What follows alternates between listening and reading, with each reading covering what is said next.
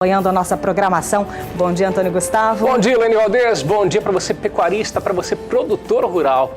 Nós estamos chegando com muita informação na sua manhã de quarta-feira, dia 18 de outubro de 2017. Confira os destaques da edição de hoje. Veja que o preço da arroba do boi gordo deve sofrer pressão neste fim de mês. Irrigação inteligente é tema de seminário da CNA. Aprenda como cuidar de um cavalo recém-nascido, nós que estamos nessa época, em plena época de monta. Queda no estoque de café pode elevar o preço do produto. Fique conosco, já está no ar o seu Bom Dia Produtor.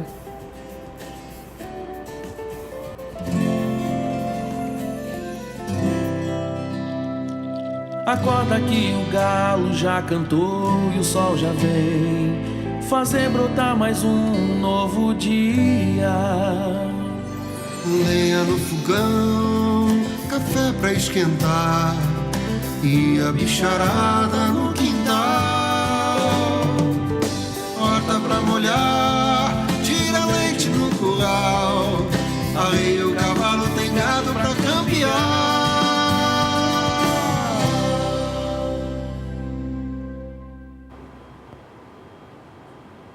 Bom dia, produtor. Começa falando sobre o mercado do boi gordo. É isso mesmo. E ontem, Antônio, o preço seguiu pressionado neste início de semana. Para você de casa ter uma ideia, das 32 praças pesquisadas pela Scott Consultoria, 7 apresentaram queda. A gente vai ver então daqui a pouquinho informações para que você possa tomar a sua decisão, possa ver as regiões que estão com as maiores altas e também as que estão em estabilidade. Mas por aqui, a gente segue agora com cotação de mercado. É isso, produção? Me avisa o que a gente pode fazer agora. A gente vai falar agora sobre informações para você acompanhar. Vamos começar com cotação? Veja só.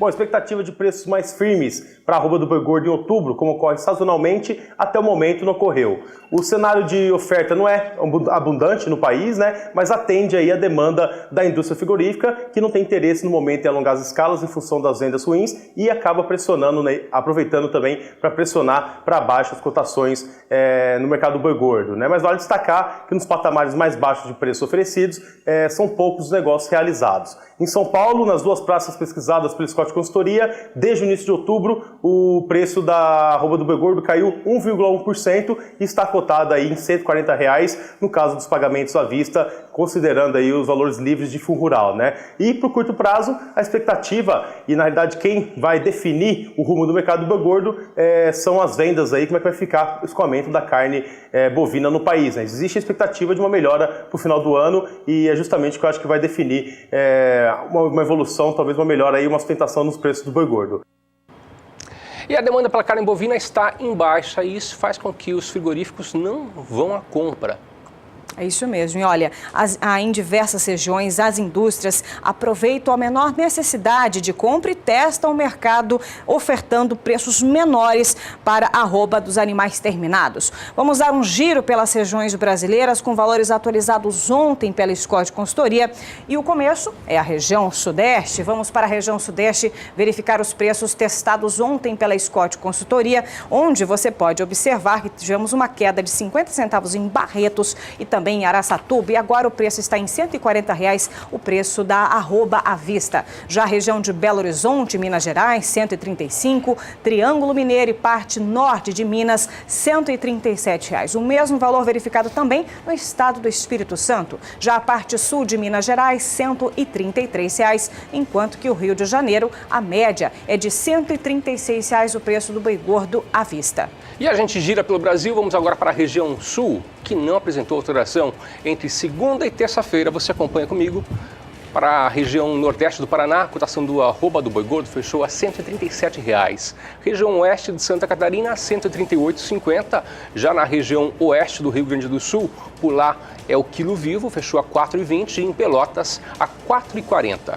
Vamos agora para a região centro-oeste, sobe um pouco o mapa brasileiro, onde a Scott Consultoria constatou uma queda de R$1 no sul de Goiás e também em Campo Grande. Goiânia e sul de Goiás agora em R$ 132,00, o mesmo valor verificado na cidade de Três Lagoas, na cidade sul-mato-grossense. Já em Campo Grande, R$ 133,00 e Dourados, R$ 134,00 o preço do boi gordo à vista. Vamos conferir agora na região de Mato Grosso.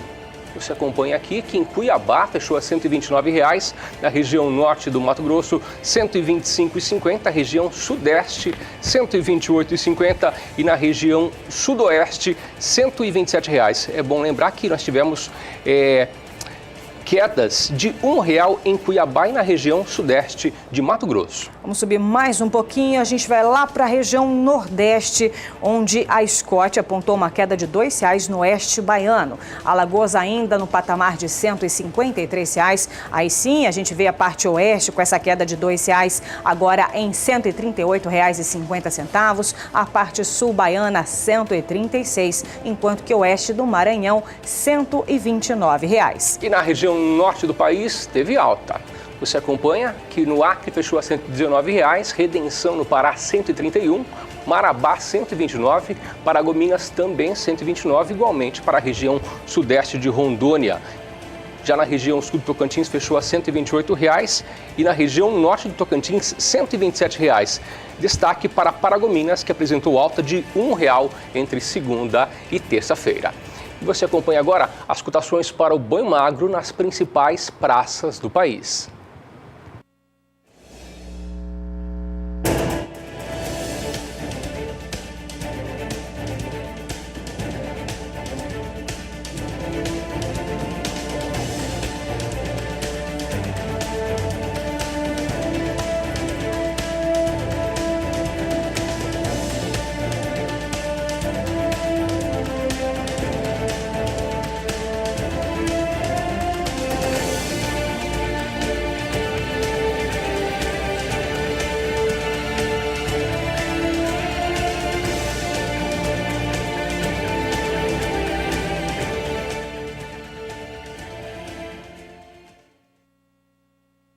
E olha, 7 unidades frigoríficas da JBS localizadas aqui no estado de Mato Grosso do Sul devem paralisar as operações a partir de hoje. Isso por conta diante dessa insegurança jurídica criada pelos bloqueios de recursos da empresa que somam R$ 730 milhões só no estado. A empresa teve valor bloqueado judicial a pedido da Comissão Parlamentar de Inquérito das Irregularidades Fiscais e Tributárias, conduzida por deputados da Assembleia Legislativa. E a informação foi confirmada em nota pela assessoria. A JBS informa que, em função da insegurança jurídica instalada em Mato Grosso do Sul, as suas 7 unidades de carne bovina no estado estão com as atividades de compra e abate paralisadas por tempo indeterminado. Os colaboradores continuarão recebendo seus salários normalmente até que a companhia tenha uma definição sobre o tema. A JBS esclarece que está empenhando seus melhores esforços para a manutenção da normalidade das suas operações e trabalha para proteger os seus 15 mil colaboradores diretos e 60 mil indiretos em Mato Grosso do Sul, conforme informou a nota. E com medo das medidas que serão tomadas nos próximos dias, 2.000 trabalhadores da JBS lotaram o plenário da Assembleia Legislativa ontem pela manhã, pedindo aos deputados estaduais que intercedam em favor da categoria. Portanto, paralisação confirmada a partir de hoje. Há mais de 10 anos trabalhando com melhoramento genético, a genética aditiva faz agora a variação da precocidade das fêmeas através de exame de DNA. Confira mais detalhes na reportagem de Miriam Valadares. Aprimorar a qualidade do plantel, de olho em características como precocidade, fertilidade, ganho de peso, habilidade materna. Desde a década de 90, a genética aditiva trabalha focada no melhoramento genético. Começaram-se as mensurações, pesagens do rebanho todo, a medida de perímetro escrotal nos machos. Depois, em 1999, iniciamos o trabalho de precocidade sexual nas fêmeas, que significa expor, desafiar as fêmeas na primeira estação de monta da vida delas, com aproximadamente 13 meses. Em 2004, mais uma inovação. A genética aditiva iniciou os trabalhos junto com a Aval das medidas de ultrassonografia de carcaça. Este ano, mais uma vez, a genética aditiva inovou ao utilizar o Clarified. A parceria é com a Zoetis. O Clarified, ele é uma avaliação genética através do DNA do animal. Ele é um painel de marcadores moleculares que nos dá informação de reprodução, crescimento, carcaça e morfologia. No curral da Fazenda Canaã, que fica em Campo Grande, as fêmeas super precoces da safra 2015 foram submetidas ao Clarified. A gente primeiro seleciona a categoria que vai ser trabalhada dentro da fazenda. Então a gente coleta o pelo desses animais, geralmente a vassoura da cauda, e a gente extrai o DNA e dentro de 45 e 60 dias chegam os resultados para a fazenda. O que nós ganhamos com isso? Nós ganhamos uma maior confiabilidade nas informações, porque aquelas características que nós mensuramos no animal, que nós medimos no animal, como peso, ultrassonografia de carcaça, ela já traz com ela uma confiança maior. Mas algumas características como habilidade materna, stayability, que é necessário você ter informação, as informações dos filhos, dos netos, você demora mais tempo para trazer essa informação mais acurada para dentro do rebanho. Com a DEP genômica, que é a união do Clarified com a DEP tradicional, nós teremos essa informação mais rápida, mais acurada, em tempo menor. Com um trabalho pautado na seriedade e comprometimento com os clientes, ao investir em tecnologia, a genética aditiva avança a passos largos. Pelo terceiro ano consecutivo, a empresa de Mato Grosso do Sul se destaca como a maior vendedora de sêmen da raça Nelore do Brasil. Estamos muito felizes com essa posição e está caminhando para fazer o 4º ano consecutivo, pelos números de venda até o momento. Com isso, já faz muitos anos que nós vendemos sêmen, e aí sendo o campeão nos últimos 3 anos, tem bezerro nascido no Brasil todo. E também já esse ano fizemos o 14º mega leilão. Então tem muita progenie dos touros da genética aditiva pelo Brasil todo. Muito bem, por aqui, informação, previsão do tempo. Você é da região centro-oeste, então muita atenção para os detalhes dos próximos dias, para o seu planejamento estratégico.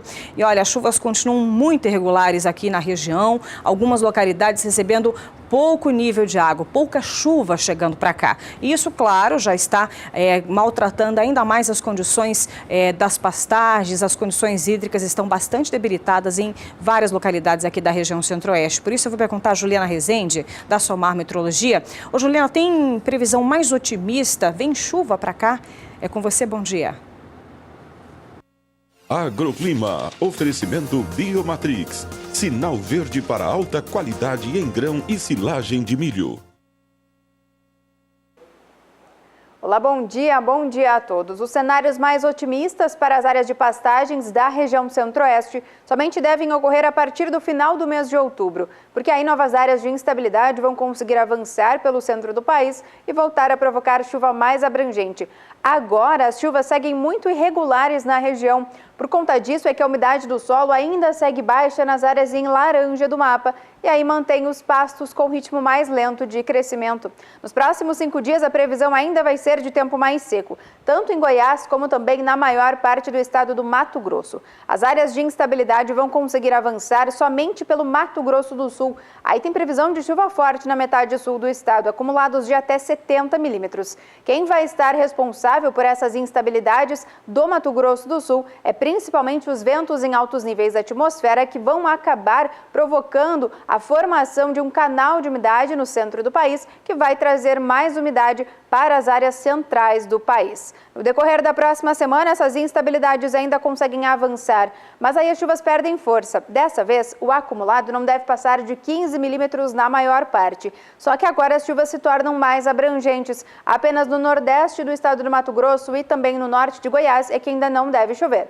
Mas esse tempo seco dura pouco, porque durante o terceiro período, mais para o finzinho do mês de outubro, as instabilidades conseguem se espalhar pela região. Aí tem previsão de chuva abrangente nos 3 estados. No Mato Grosso do Sul, as instabilidades voltam a ganhar intensidade. A previsão é de chuva mais forte no extremo sul do estado, acumulados de até 50 milímetros. Então, no decorrer das próximas semanas, agora durante essa segunda quinzena do mês de outubro, as instabilidades conseguem avançar pela região centro-oeste e trazer melhores cenários para as áreas de pastagens que já vinham sendo prejudicadas por conta da irregularidade nas chuvas.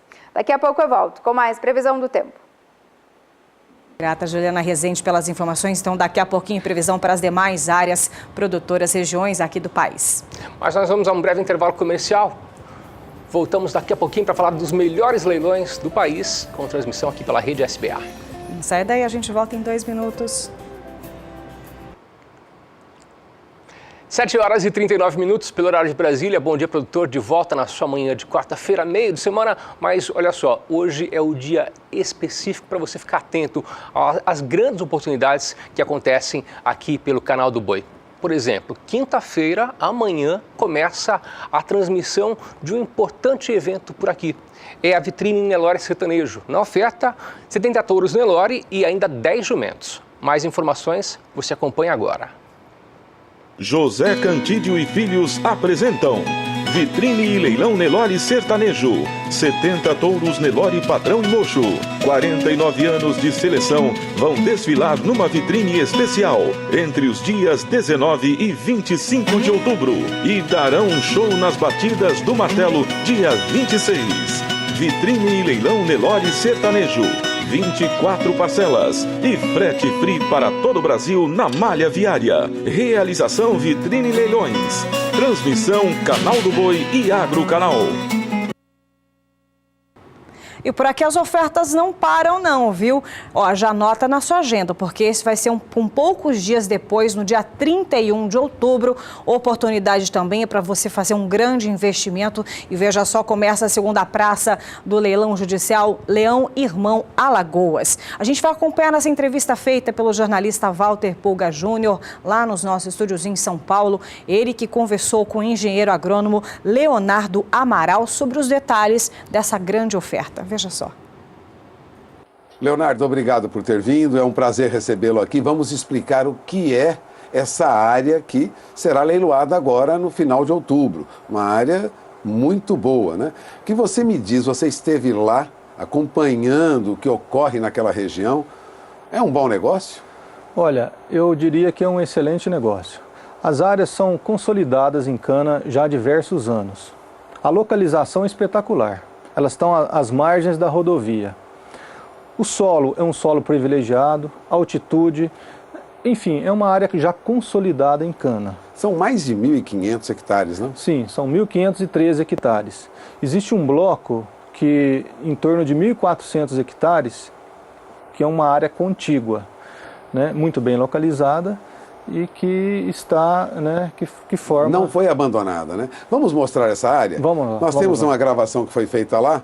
Veja, fica perto da rodovia. É área bem próxima de acessos fáceis, não, Leonardo? Os municípios, elas estão localizados no município vizinhos de Maceió, né, no caso Satuba, e aí toda a área mecanizada, as áreas ambientais são todas respeitadas. Como você disse, as áreas não estão abandonadas, existem inclusive glebas que estão sendo plantadas, né, nesses dias, né, foram plantadas agora no mês de setembro. Não há, vamos dizer, problemas nessa área que a princípio a AgriPlanning tenha constatado? Não. Hoje um grande problema nas áreas de cana e na agricultura como um todo seriam a questão ambiental. Né? E todas essas áreas... comprometimentos com o meio ambiente, cumprir legislação. Sim. As áreas possuem CAR, estão regularmente inscritas no CAR, não existe invasão de APP, né, em áreas de preservação permanente. Enfim, são áreas que estão dentro da legislação atual. E tem cuidado mesmo, não são áreas abandonadas, isso você frisava, você tem frisado sempre, frisava agora há pouco antes dessa entrevista. É tudo bem cuidado lá? Sim, quando a gente fala de vender áreas que estão abandonadas, já existe uma depreciação no próprio ativo biológico. É natural que perca, né? É natural que perca valor, inclusive. Que perca valor. Mas as áreas estão sendo cuidadas, elas estão sendo, né, todas manejadas, controle de herbicida, controles de... Nós pegamos essa época que estava chovendo, né, existia inclusive controle de sistemas de conservação de solo, né, para preservar a questão de erosão. E essa é parte dessa área que desse bloco de 1.400 hectares.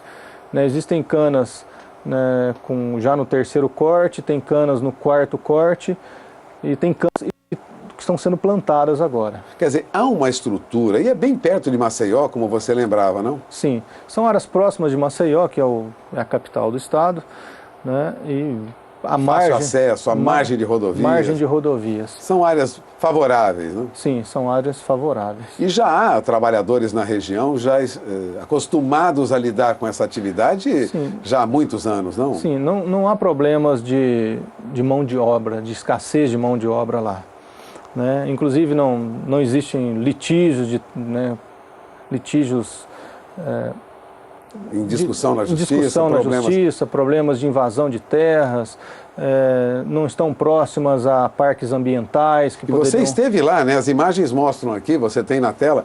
Leonardo esteve lá apurando detalhes dessa terra, a qualidade dessa terra. Viu? A terra tem uma qualidade diferenciada, não? Sim, são terras com uma fertilidade diferenciada na região, com teores de matéria orgânica e fósforos acima do normal da região, e chove bem nessa região, em torno de 1.500 milímetros. À medida que se adentra para o estado, as chuvas vão se diminuindo, mas nesse raio de 30, 40 quilômetros de Maceió, as chuvas são boas, muito boas. Santa Luzia do Norte, Coqueiro Seco, são regiões próximas de Maceió, ou seja, fácil acesso, nós temos aí... não temos nenhuma dificuldade para transitar e operar nessas áreas. Não temos. O acesso às usinas são bem próximas, né? Existem diversas usinas na região que são vizinhas ali, né? Ou seja, é uma área cuja produção já está próxima para ser entregue. Sim. O raio máximo dessas áreas nas usinas são de 40 quilômetros. Ou seja, é muito próximo. Isso é um raio econômico, né? É uma distância viabiliza a produção. Sim, que viabiliza a produção. Bom, temos esse leilão, ocorre agora no dia 31 de outubro, né? Sim. Pela Superbid. Você acompanha o Canal do Boi, fará divulgação do resultado desse leilão, acompanhe esse leilão. O que você deixa de mensagem para quem estiver interessado nessa área, Leonardo? São áreas que é uma oportunidade excelente. É uma oportunidade para usinas que já estão instaladas na região e que são áreas, né, que estão em produção. Então é um investimento que, já adquirindo esse imóvel, você já tem uma produção. A chance da rentabilidade. Você já tem uma produção. Já está operando, já está trabalhando. Não são áreas que vão demandar um investimento para depois ter o retorno. O retorno já vem nesse ano mesmo. Né? Você acabou de ouvir Leonardo Amaral, técnico responsável da Agriplane, responsável por aferir, conferir, verificar toda essa área que vai a leilão agora, leilão judicial, dia 31 de outubro, pela Superbid. Uma área que interessa a você que está ou próximo de Alagoas, ou já está em Alagoas, ou se interessa, tem interesse em investir em Alagoas. Agradeço a sua presença aqui, Leonardo. Okay. Obrigado por ter vindo. Obrigado. Um abraço. Voltamos ao programa. E as oportunidades não param por aqui. Próximo domingo, 14h, você acompanha pelo Canal do Boi o leilão de touros da genética OL. Na oferta, 120 touros avaliados. Mais informações você acompanha agora na reportagem de Daniel de Paula. Somente os melhores entre os melhores. Essa é a síntese dos 120 reprodutores em oferta no leilão de touros genética OL, que o Canal do Boi mostra dia 22 de outubro, direto de Goianésia. Se tem algo que o fundador do grupo Otávio Lage deixou para gerações que comandam hoje as empresas foi, além da diversidade nas atividades, que todas elas tenham o máximo de desempenho para resultados. Imagine no Nelore, em que foi pioneiro na inseminação em Goiás e que há quase 45 anos tem acompanhamento de tecnologia e fundamento genético. Graças a Deus nós temos um bom nome na pecuária por causa dessa sequência. Eu quis falar de 72 até 2016 porque foi uma sequência de melhoramento. Por vários caminhos nós chegamos no que nós achamos melhor. É o melhoramento do Nelore com desempenho para o Brasil. Desde o começo era para melhorar a produtividade do gado comercial para abate no final, que ele tem um desempenho bom tanto a pasto como no confinamento, quando era o caso, né? Então, assim, o foco sempre foi resultado. Tanto que quando a gente foi criar o nosso slogan, né, da genética OL, é a genética que engorda o seu bolso. Nós voltamos às fazendas do grupo Otávio Lage para explicar um pouco mais esse melhor do melhor. A equação, que é muito bem planejada para a formação desse rebanho até espremer o máximo de qualidade e se tornarem bichões como esses que vão para o leilão. Dá só uma olhada como é que funciona. O começo de tudo é uma base genética segura, com fêmeas selecionadas na Fazenda Bandeirantes, em Araguaçu, Tocantins, e que pertencem a um universo de 60 mil matrizes da Companhia de Melhoramento. Algumas fornecem embriões para a FIV, mas todas passam pela formação de um núcleo precoce, que é a manchete do programa. O grande diferencial de estar num programa de melhoramento genético com uma base tão ampla é que, de fato, nós temos comparações que são muito robustas em termos de avaliação genética para qualificar animais extremamente superiores à média que tem no rebanho nacional. A gente acredita muito que o grande driver aí do sucesso da pecuária do futuro é a precocidade sexual das fêmeas. E a gente já trabalha há alguns anos selecionando e priorizando essa característica da precocidade sexual de novilhas como busca. Quanto mais cedo a novilha pare, mais cedo a gente tem condição de avaliá-la para que ela fique no rebanho ou saia através das suas avaliações como um animal que não interessa como geradora de futuros touros. E a gente tem a cada ciclo uma renovação muito grande do plantel, que é extremamente positivo para o melhoramento genético.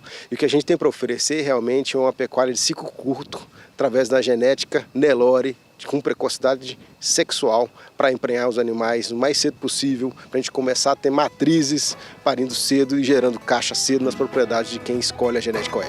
Na desmama, aos 7 meses, 1.300 machos são avaliados em conformação, precocidade, musculosidade e umbigo, antes de serem levados para a Fazenda Joia, em Bonópolis, Goiás, onde serão recriados a pasto em condições exigentes como a de secas prolongadas, que reforçam a capacidade produtiva de lotes como esses garrotes entre 10 e 12 meses, que logo voltarão ao crivo da Companhia de Melhoramento para avaliação de temperamento e CE.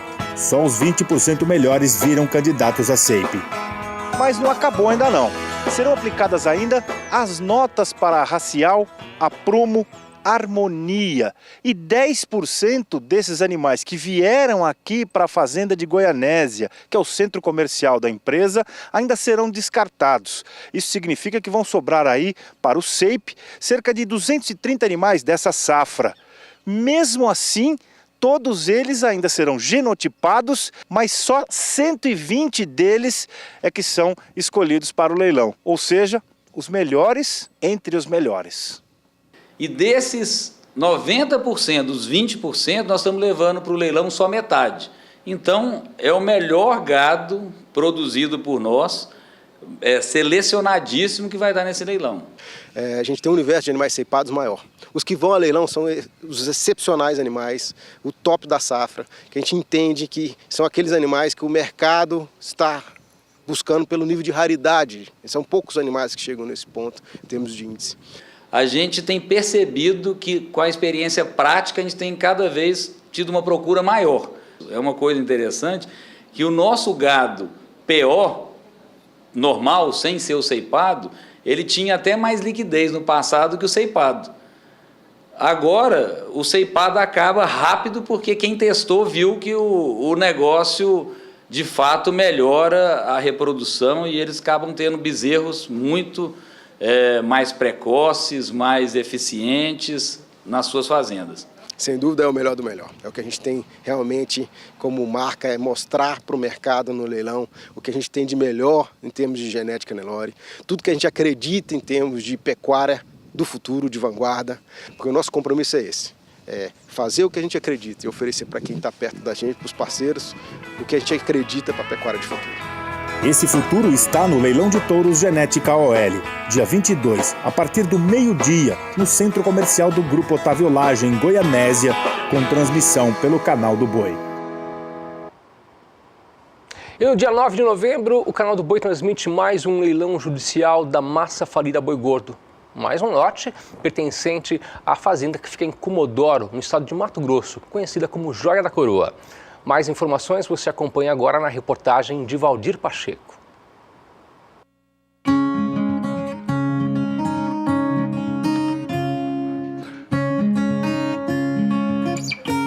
A Chapada dos Parecis, nesta estação da primavera, é um verdadeiro santuário ecológico, onde fauna e flora manifestam toda a sua beleza.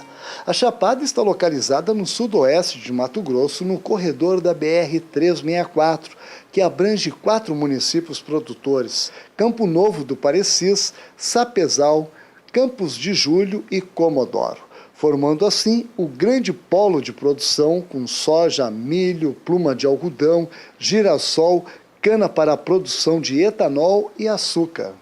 A região está em pleno plantio da safra 2017-2018 com a cultura da soja, e na sequência vem o plantio da segunda safra com milho e algodão. Mato Grosso se tornou um grande produtor de grãos, mas na região falta armazém para estocar toda essa produção. O milho na safra passada em muitas regiões ficou estocado a céu aberto. E é exatamente aqui no município de Comodoro que está a Joia da Coroa, a melhor fazenda da massa falida Boi Gordo. A Fazenda 8 possui uma unidade de armazém graneleiro com capacidade para 1 milhão de sacas com fundo formato V, o que facilita o escoamento dos grãos. A casa de máquinas contém equipamentos como máquina de pré-limpeza, secador com fornalha e um tombador hidráulico instalado na moega de recepção, o que agiliza o recebimento dos grãos durante a colheita. Esta unidade conta com uma pista de pouso para aviões de porte médio com hangar, escritório moderno com balança digital, galpão para proteger os maquinários e casas para os funcionários. Tudo isso em perfeitas condições de funcionamento, pronto para receber a safra 2017-2018. No mapa, podemos observar que as fazendas da massa falida Boi Gordo em branco já foram vendidas. As que estão numeradas são áreas agricultáveis de 5 a 6 mil hectares para a integração lavoura e pecuária e área de matas nativas para a compensação ambiental. Estas fazendas estarão disponíveis no próximo leilão da massa falida Boi Gordo em São Paulo no dia 9 de novembro, às 14 horas, horário de Brasília. Tá aí. Com esse déficit em armazenagem no estado que mais produz no país, esta é uma oportunidade para você investir no agronegócio mato-grossense. E com toda a garantia desse retorno do investimento em curto espaço de tempo, já para esta safra 2017-2018 que está em pleno andamento. Se você quiser mais informações sobre esse leilão, acesse o site que aparece no seu vídeo, lute.com.br/boigordo, ou por telefone 0 operadora 11 3266 2771. Muito bem, depois de tantas oportunidades de investimentos, agora eu vou chamar a sua atenção para informações voltadas ao mercado do boi gordo. Isso porque você deve ter notado que essa evolução nos preços do mercado do boi parou na última semana, mostrando um cenário com cotações mais estáveis e até com tendências mais baixistas. Isso já vem se refletindo no indicador feito pelo CPEA, tanto para o boi quanto para o bezerro, que apontaram queda nessa primeira quinzena do mês de outubro. E esse cenário de transição para o mercado do boi gordo é o tema do Bom Dia Entrevista.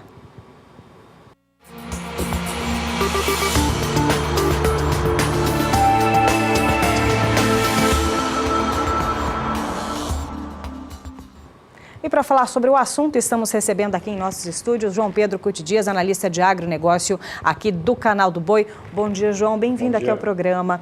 Olha, de acordo com o indicador CPEA para essa primeira quinzena, só para a gente poder balizar e poder mostrar informações de números para você, pecuarista que está nos acompanhando, para o boi a queda foi de 1,23% nessa primeira quinzena e o bezerro 1,55%.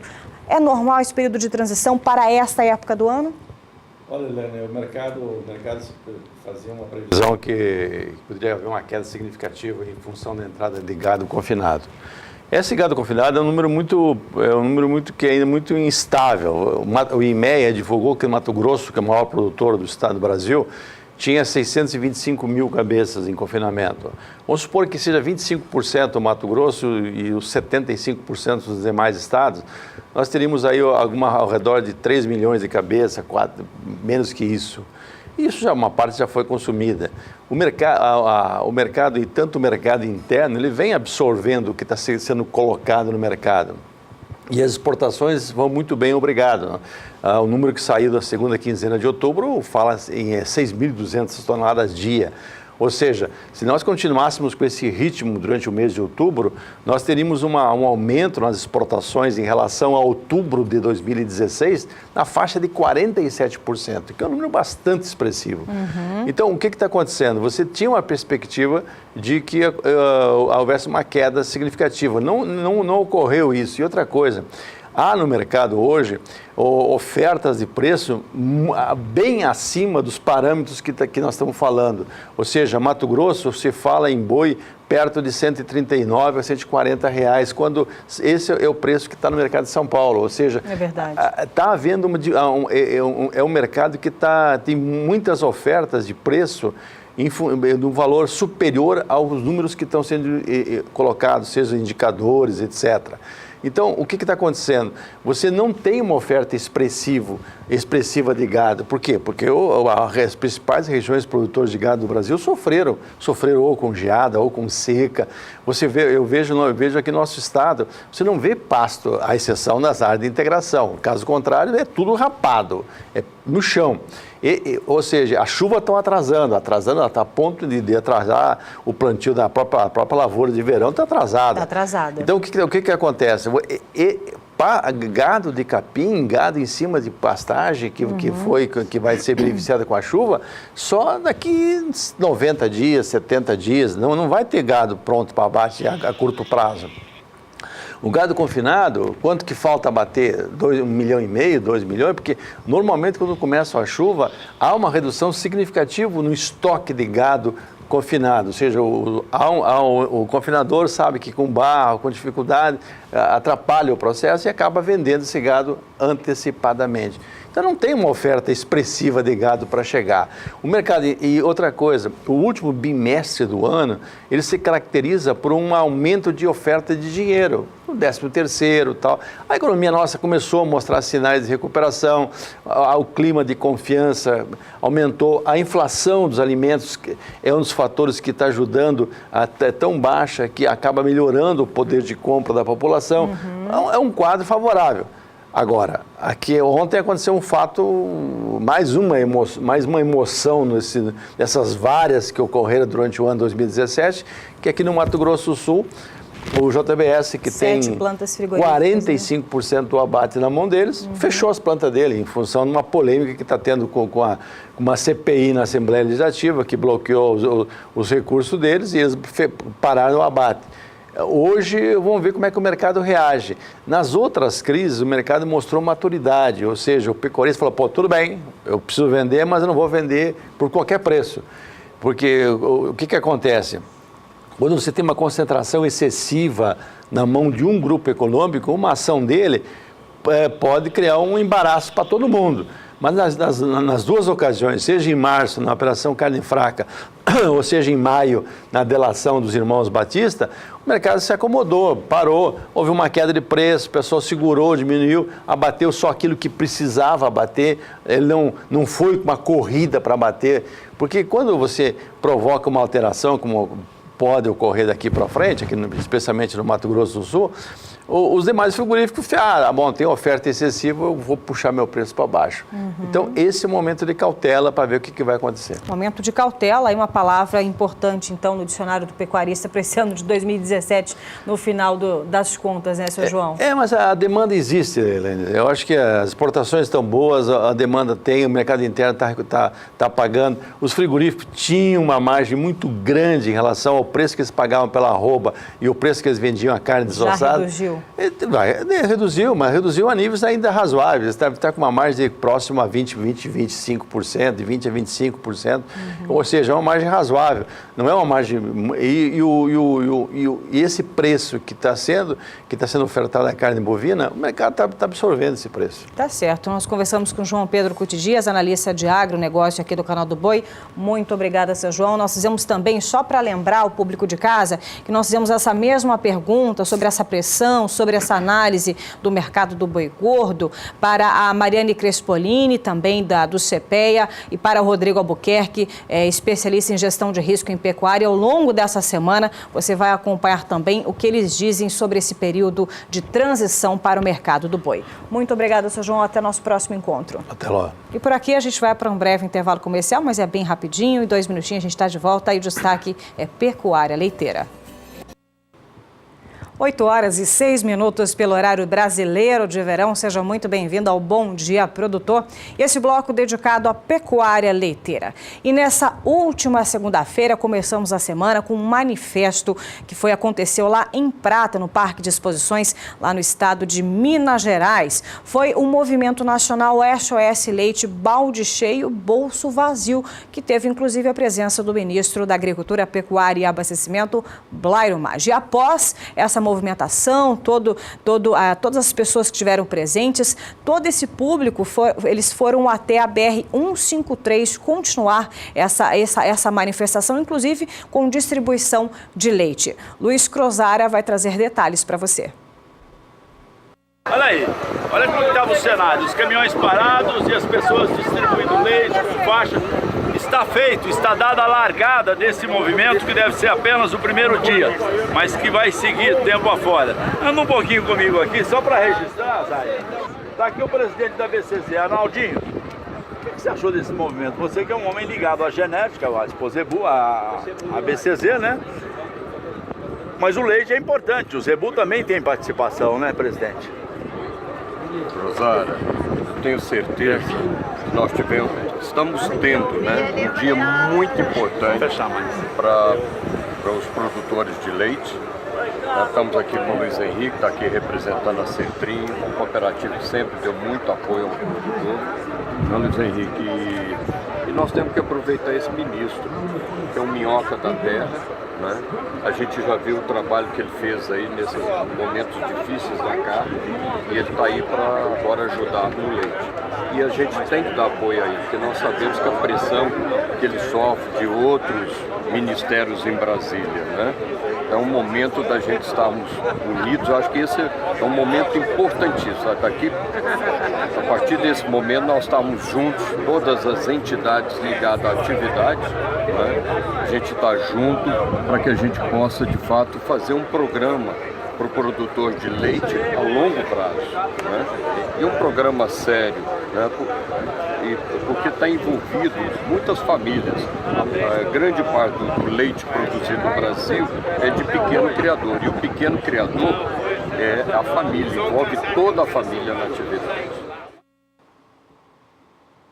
Nós vamos agora até Minas Gerais falar sobre a Sequita Agropecuária, que é uma das maiores produtoras de leite naquela região. Produz por dia 56 mil litros de leite. E a Sequita possui uma parceria com a Cemex Brasil. Acompanhe a reportagem. Considerado o 4º maior projeto de gado leiteiro do Brasil, a Sequita Agropecuária conta hoje com aproximadamente 1.500 animais em lactação, distribuídos em 6 barracões de freestyle e uma média de produção diária de 56 mil litros de leite. Cliente Cemex há aproximadamente 10 anos, a propriedade vem desenvolvendo um trabalho diferenciado de seleção, prezando saúde, produção e funcionalidade de seus animais. Nós procuramos, além de produção, uma boa conformação que favorece o animal ao sistema que nós trabalhamos, saúde que vem junto, né? Principalmente que um animal saudável você tem menor taxa de descarte, um animal saudável, produtivo, funcional, né? Visando esses objetivos e com o intuito de crescer cada vez mais, a Sequita passou a integrar em 2012 o grupo de clientes Cemex Progressive. Desde então, a cada 60 dias, a visita do Dr. Luiz Felipe de Mello, gerente de programas de leite Cemex, que realiza o acompanhamento do rebanho por meio de análises morfológicas, sugerindo aperfeiçoamentos na busca por animais que caminhem com facilidade dentro da estrutura de freestyle, vacas que produzam muito mais leite e, principalmente, que tenham vidas longas dentro do rebanho. Então a grande meta é isso, é você produzir vacas que durem bastante, que deem pouca manutenção, né, poucas doenças e animais que emprenhem com facilidade novamente. Além do suporte do programa Cemex Progressive, a propriedade ainda recebe visitas frequentes do regional Cemex Patos de Minas, Luiz Fernando de Oliveira, que acompanha os resultados da propriedade e contribui com a seleção genética da Sequita. Hoje nós estamos aqui no display com filhas de Speaker, Caviar, Meridian, Dedutive, Control, e hoje estão inseminando com Lighthouse, Fortune e mais Spiderman. E a busca pela perfeição não para. Juntos, Cemex e Sequita continuam na constante busca pelo melhoramento genético do rebanho. E em 2017, a propriedade já registra novos produtos no rebanho. São elas filhas dos touros Cemex Orion, Spiderman, Afterburner, Muscadet, Lireton e Valérios. Nós vemos aqui a referência que é o Sequita dentro tanto de Minas Gerais quanto no cenário nacional, certo? A organização ímpar, a seleção de touros de forma muito focada no objetivo que eles têm. E a Cemex, nisso a gente tem contribuído muito com a evolução genética do gado, a gente tem a evolução de produção do gado e, consequentemente, a lucratividade dos produtores. Faça você igual ao Sequita. Utilize os produtos Cemex Brasil e aumente a sua lucratividade.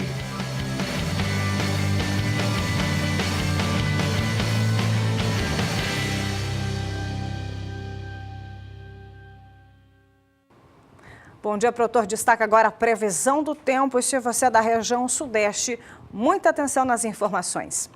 E por aqui, você tem acompanhado que as chuvas têm chegado com mais frequência entre o estado de São Paulo, sul de Minas Gerais e também bastante regulares parte norte de Minas e Espírito Santo. Mas ontem, inclusive, choveu lá na cidade de Vitória, capital do estado capixaba. Choveu a noite inteira com um bom volume de chuva, de acordo com Marcos Magalhães, ele que é a voz do café. Mas então vou perguntar a Juliana Rezende, da Somar Metrologia. Juliana, depois dessas chuvas que caíram também, a previsão são de dias mais quentes e secos agora. É com você. O tempo mais seco no Sudeste deve persistir somente durante esta semana, porque a partir da próxima semana, novas áreas de instabilidade vão conseguir avançar para o centro do país e aí provocar chuva de forma mais generalizada. Durante os últimos dias, as últimas chuvas que ocorreram ficaram mais concentradas entre o estado de São Paulo e sul de Minas Gerais. Isso garantiu o aumento da disponibilidade hídrica do solo, beneficiando o crescimento dos pastos. Nos próximos dias, o tempo mais seco ainda predomina em grande parte de Minas Gerais, Espírito Santo e Rio de Janeiro. Algumas áreas de instabilidade até conseguem avançar pelo estado de São Paulo, mas provocam chuva muito fraca. O acumulado é baixo, não passa de 5 milímetros na maior parte do estado. Apenas nas áreas do oeste e sul paulista é que a chuva ainda pode ocorrer com um pouco mais de intensidade, mas mesmo assim o acumulado ainda não passa de 15 milímetros. É a partir da próxima semana que a chuva consegue se tornar mais abrangente. A atuação de um canal de umidade vai acabar garantindo chuvas para a região sudeste. A previsão é de que as instabilidades consigam se espalhar entre o estado de São Paulo, toda a metade sul de Minas Gerais, Rio de Janeiro e também Espírito Santo. A única área que ainda não deve receber chuva é o extremo norte mineiro. E a previsão ainda é de acumulados significativos de até 30 milímetros na metade leste paulista, sul de Minas Gerais e também o estado do Rio de Janeiro. A partir do terceiro período, mais para o finzinho do mês de outubro, as instabilidades agora no sudeste se tornam cada vez mais abrangentes. Dessa vez, a previsão é de chuva em toda a área da região e, inclusive, ainda há previsão de chuva mais forte entre o estado de São Paulo, sul de Minas Gerais e também Rio de Janeiro, alcançando as áreas mais ao sul do Espírito Santo, onde deve chover acumulados de até 30 milímetros. No decorrer das próximas semanas, então, com essas instabilidades se espalhando pela região sudeste e também ganhando mais intensidade, as áreas de pastagem seguem beneficiadas por conta dessa manutenção da boa disponibilidade hídrica no solo. Daqui a pouco eu volto com mais previsão do tempo. E o Bom Dia Produtor apresenta para você também parcerias que podem auxiliar o homem do campo. E uma delas é a Germipasto. Vou conversar agora com o Guilherme Beretta da Germipasto, que já está por aqui nesta manhã de quarta-feira para falar sobre as parcerias. Guilherme, muito bom dia para você. Bom dia, Antônio. Bom dia a todos que nos acompanham. Olha, Antônio, é de fundamental importância que você tenha sólidos parceiros, como é o caso da Germipasto, na Casa do Adubo, uma empresa que nesse ano completou 80 anos de existência lá no estado do Acre e eles têm mais de 20 unidades espalhadas pelo Brasil. E a Germipasto recentemente fez essa sólida parceria, fazendo com que a Casa do Adubo seja a mais nova distribuidora de produtos da Germipasto. Além da parceria com os nossos representantes, a parceria com você, produtor rural, que é tão importante. A Germipasto, talvez nesses 21 anos de existência, a grande palavra de ordem é justamente a qualidade e inovação dos seus produtos.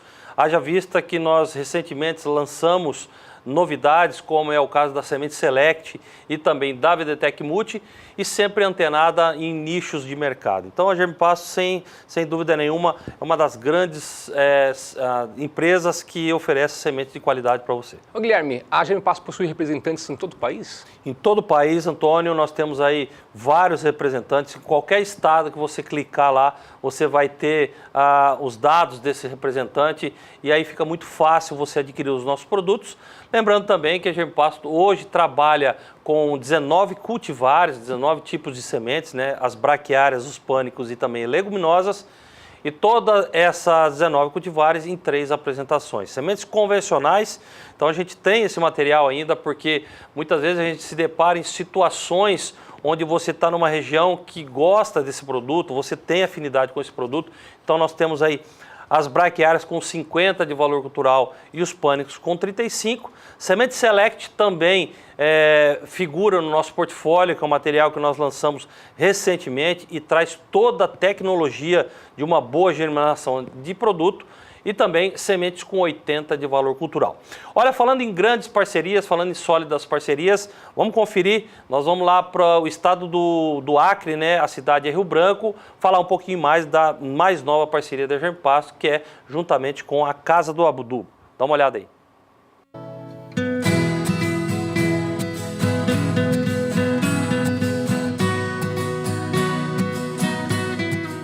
A Casa do Adubo ela atua em todo o estado e estamos entrando agora, somos pioneiros na lavoura, na agricultura.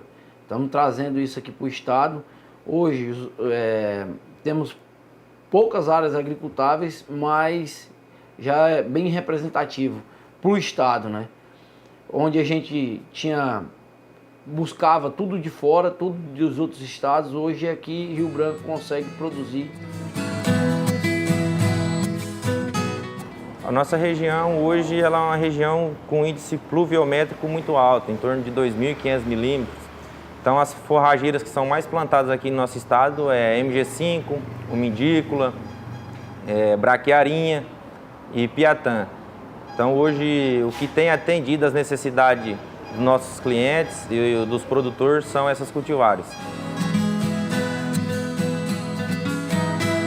A semente de qualidade ela é importantíssima, O mais barato de uma reforma de pastagem é a qualidade da semente, né?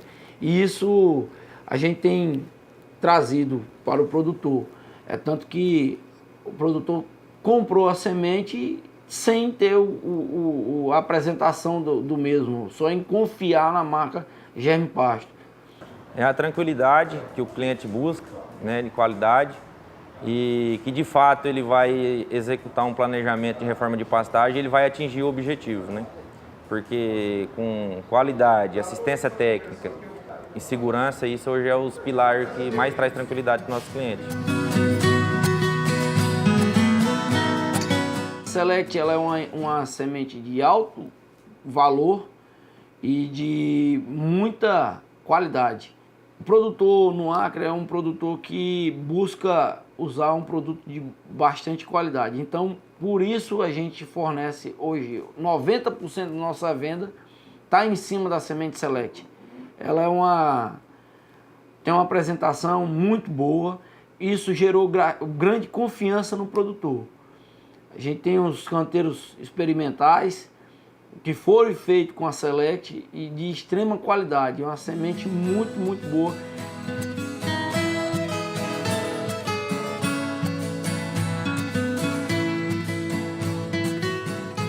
Em relação à semeadura, isso é um caminho que não tem volta. Tecnologia hoje é fundamental.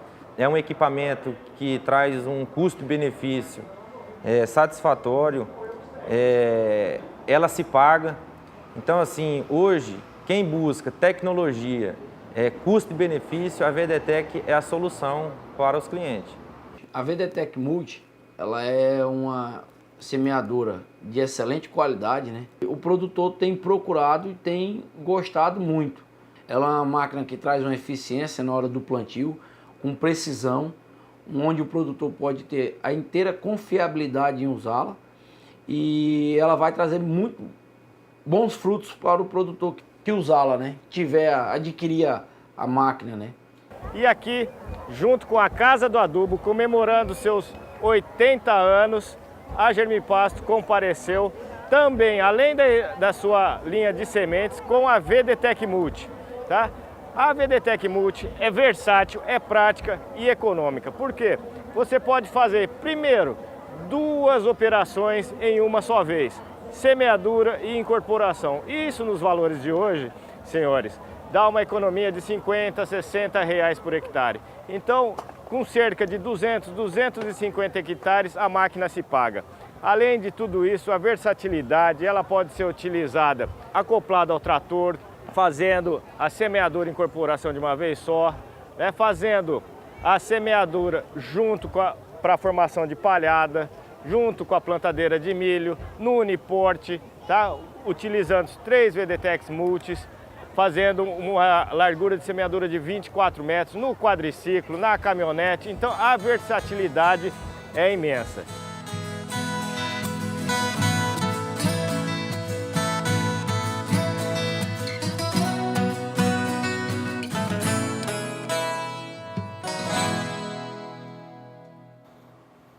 Olha, tá aí um grande trabalho feito pela equipe da Germipasto. Nós vimos aí o Eduardo Cavagutti, que é também da empresa, fazendo um excelente trabalho lá naquela região.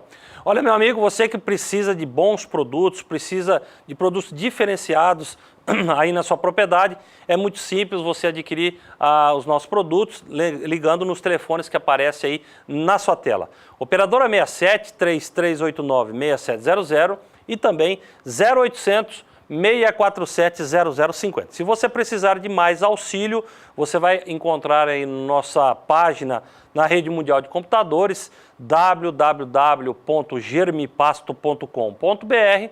Lá nas mídias sociais você também tem a oportunidade de ver um pouquinho mais do trabalho da empresa, tanto no Facebook como no Instagram. E no YouTube, o canal de vídeos da internet, lá você encontra diversos materiais e todos eles ilustrativos, né? Inclusive casos de sucessos, VDTEC Plus, VDTEC Multi, ou seja, um acervo muito grande para que você se torne cliente satisfeito Germipasto. Antônio. Obrigado, Guilherme. Até amanhã. Obrigado, até amanhã. Grande abraço. Nós vamos a um breve intervalo comercial, voltamos daqui a pouquinho para falar sobre agricultura na sua manhã de quarta-feira. Fique por aqui, voltamos em 2 minutos.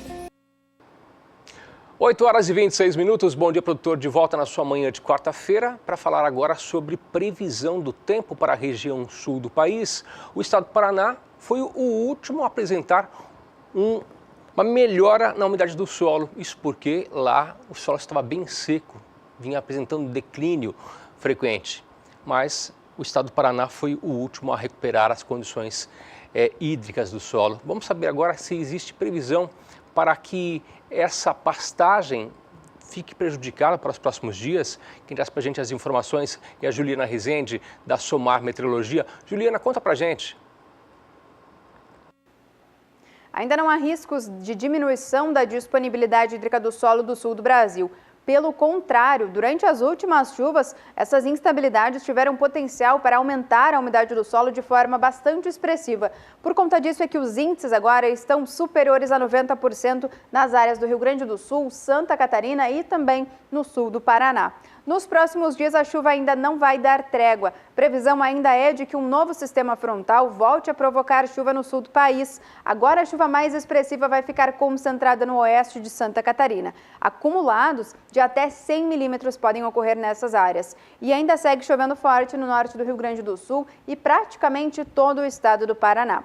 Na próxima semana é que as chuvas perdem um pouco mais de força. Mas mesmo assim, ainda tem previsão de chuva nos 3 estados da região sul. A chuva agora não deve ser muito volumosa, mas os acumulados seguem em torno de 30 milímetros entre o Paraná, Santa Catarina e o norte do Rio Grande do Sul. Durante a terceira semana, mais para o final do mês de outubro, as chuvas agora voltam a ganhar intensidade na região sul. Tem previsão de chuva forte, principalmente na metade oeste do Paraná, acumulados de até 100 milímetros. E essas instabilidades ainda vão ocorrer de forma mais forte em praticamente todo o estado catarinense e também no norte do Rio Grande do Sul.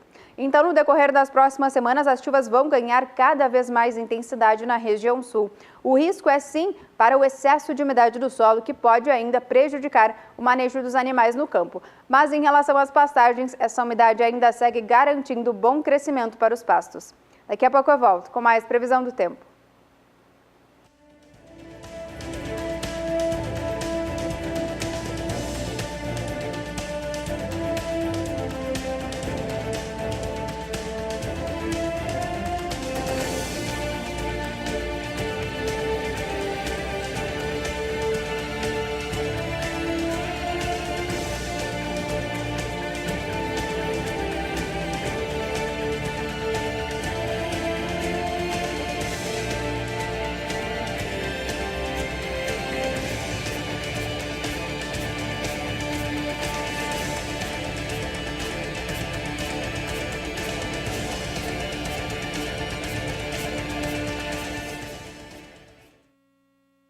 E olha, o Bom Dia Produtor também tem gastronomia, viu? E com a proposta de oferecer boa comida e a preços acessíveis, a cada dia cresce o número de eventos com comida boa ao ar livre, onde pode se reunir amigos e familiares para experimentar novas delícias. E se você é de Campo Grande, aqui do estado de Mato Grosso do Sul, ou mesmo está com viagem marcada para este final de semana, segue um convite de um grande evento que acontece de 20 a 22 de outubro aqui na capital sul-mato-grossense, onde fica a sede da rede SBA. Segue o convite da comitiva dos chefes. Vou falar para você que está acompanhando o canal do Boi, vai aqui o meu convite da BB para participar do evento que é super especial para o Mato Grosso do Sul, que é a comitiva dos chefes, que vai do dia 20 ao 22 de outubro, onde a gente vai estar desvendando e apresentando uma das coisas sul-mato-grossense para todos vocês participarem do evento. E eu queria dizer para você que está em Campo Grande, ou está vindo para Campo Grande, do dia 20 ao dia 22 de outubro, para formar com a gente nessa comitiva de chefes que vai estar conosco para desfrutar a nossa gastronomia, os nossos pratos identitários. Tá? Convido todos vocês, então, estaremos reunidos, são 31 chefes reunidos no mesmo espaço, na aula show. São restaurantes, além dos ingredientes, muitos ingredientes regionais, nossos já conhecidos, traremos inúmeras novidades, tá? Novos elementos que vão se somando à nossa gastronomia. Estamos construindo a nossa identidade gastronômica, a identidade gastronômica de Mato Grosso do Sul.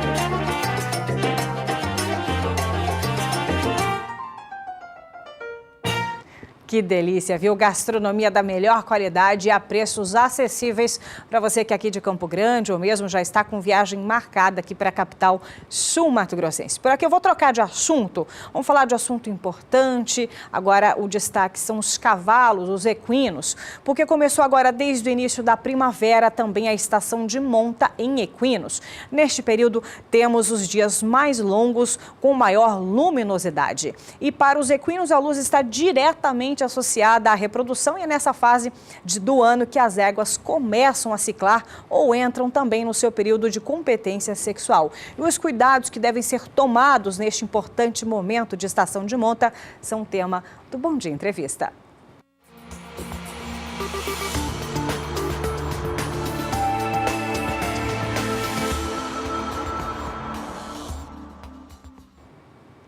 E para falar sobre o assunto, estamos recebendo aqui em nossos estúdios nosso colaborador, professor José Henrique Saraiva Borges, ele que é médico veterinário e também professor do curso de Medicina Veterinária da Uniderp. Bom dia, professor. Seja muito bem-vindo aqui ao programa. Obrigado. Vamos falar então desse momento importante, porque assim, apesar de teoricamente a estação de monta se iniciar somente na primavera, alguns cuidados já podem ser também planejados anteriormente para entrar nessa fase reprodutiva, visando antecipar também essa data da primeira ovulação. É isso? É isso sim, sem dúvida. A égua, ela tem umas diferenças relacionadas à vaca. A vaca demora de 45 a 60 dias após o parto para parir. A égua, seu primeiro cio é em torno de 7 dias após o parto. E então, a gente já tem que fazer... É muito rápido. E esse cio, que chama o cio do potro, ele é o cio mais fértil da égua. E a maioria dos produtores preferem emprenhar logo nesse cio, que o quanto antes nascer o potro, melhor lucro, melhor atividade atlética do cavalo, porque ele tem um ano hípico, ele precisa nascer mais cedo possível. Que é dia 1º de julho? Isso.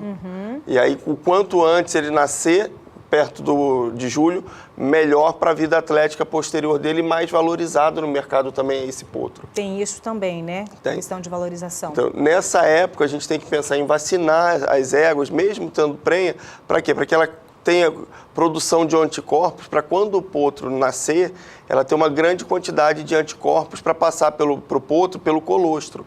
Isso vai ajudar bastante a vida futura do potro. E a duração do fotoperíodo, simulando dias longos, pode ser também utilizada para antecipar o momento da primeira ovulação em éguas? É comum isso acontecer? É comum. Os veterinários, os tratadores, eles simulam isso usando lâmpadas. Acendem as lâmpadas no entardecer para que simule um dia mais longo e assim consiga enganar o ciclo da égua e ela antecipa esse cio dela. Que interessante, professor. Agora vamos mesmo em questão agora dessa estação de monta, o nascimento, nasceu o potrinho. Quais são os cuidados que o pecuarista, o produtor rural tem que ter, professor? O potro ele tem algumas diferenças também relacionadas ao bezerro. O potro, ele precisa mamar de hora em hora. Então, o potro ele nasce, minutos depois ele tem que estar em pé e já procurando a mãe para mamar. E ele mama de hora em hora. Se o potro ficar mais de 2 horas sem mamar, ele entra em deficiência de glicose. Isso é muito sério, pode levar a óbito, chama hipoglicemia, a baixa de glicose no sangue. Então, o produtor está acostumado a tratar do bezerro 2 vezes por dia, mamadeira. Se o potro não conseguir mamar na mãe, ele tem que tirar o leite da mãe ou comprar um sucedâneo de leite, que existe no mercado já específico para potro, e dar de hora em hora esse sucedâneo. E sempre lembrando que, assim como no bezerro, o potro é extremamente importante ele tomar o colostro nas primeiras 6 horas também. Senão ele não consegue ter imunidade para se defender das possíveis doenças. Certo. Além disso, tem mais alguma outra orientação em relação... Tem que mamar então de 1 em 1 hora? Tem mais algum detalhamento, professor? A cura do umbigo também. O umbigo, às vezes, a gente acha que é uma feridinha superficial, mas ele tem íntima comunicação com a bexiga e com o fígado. Então, pelo menos 2 vezes por dia, por 4, 5 dias, tratar esse umbigo com solução específica à base de iodo para que não ocorra a contaminação desse umbigo e possíveis infecções posteriores. Mas, professor José, a gente estava aqui conversando sobre esses cuidados, então a alimentação da mãe, da égua, é de extrema importância, já que ele vai mamar de 1 em 1 hora. E como se precaver? Quais cuidados o produtor tem que tomar em relação a isso? A alimentação tem que ser rica em proteína, bastante feno, o capim de boa qualidade, um bom sal mineral também, que ela vai precisar de cálcio para poder liberar no leite. E pasmem, uma égua chega a produzir mais de 10 litros de leite para um potro por dia. A gente acha que é pouquinho, mas o potro mama bastante, em torno de 8 a 10 litros de leite diariamente. Diariamente. É bastante leite. Além disso, então, para nós que estamos nessa estação, segue até dezembro a estação de monta? Ela pode passar um pouquinho. Enquanto a gente tiver o fotoperíodo grande, chegaria até março, mais ou menos, a égua continua ciclando. Mas, normalmente, o pessoal antecipa, assim como no bovinos, antecipa a estação, para poder nascer naquele ano hípico, o mais próximo de julho possível no ano anterior. Então, em dezembro, o pessoal que já se organizou, normalmente está com a sua estação completa, já pronta.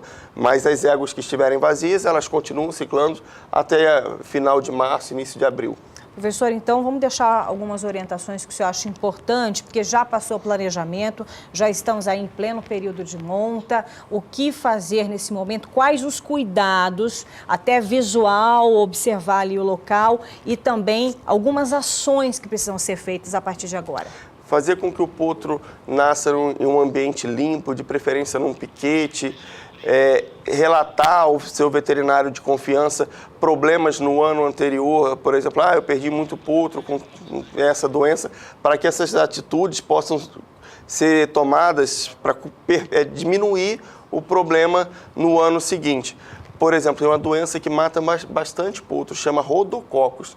É muito difícil de salvar um potro com esse problema. Existe tratamento, alguns salvam, mas é uma doença que deixa os veterinários bastante aflitos.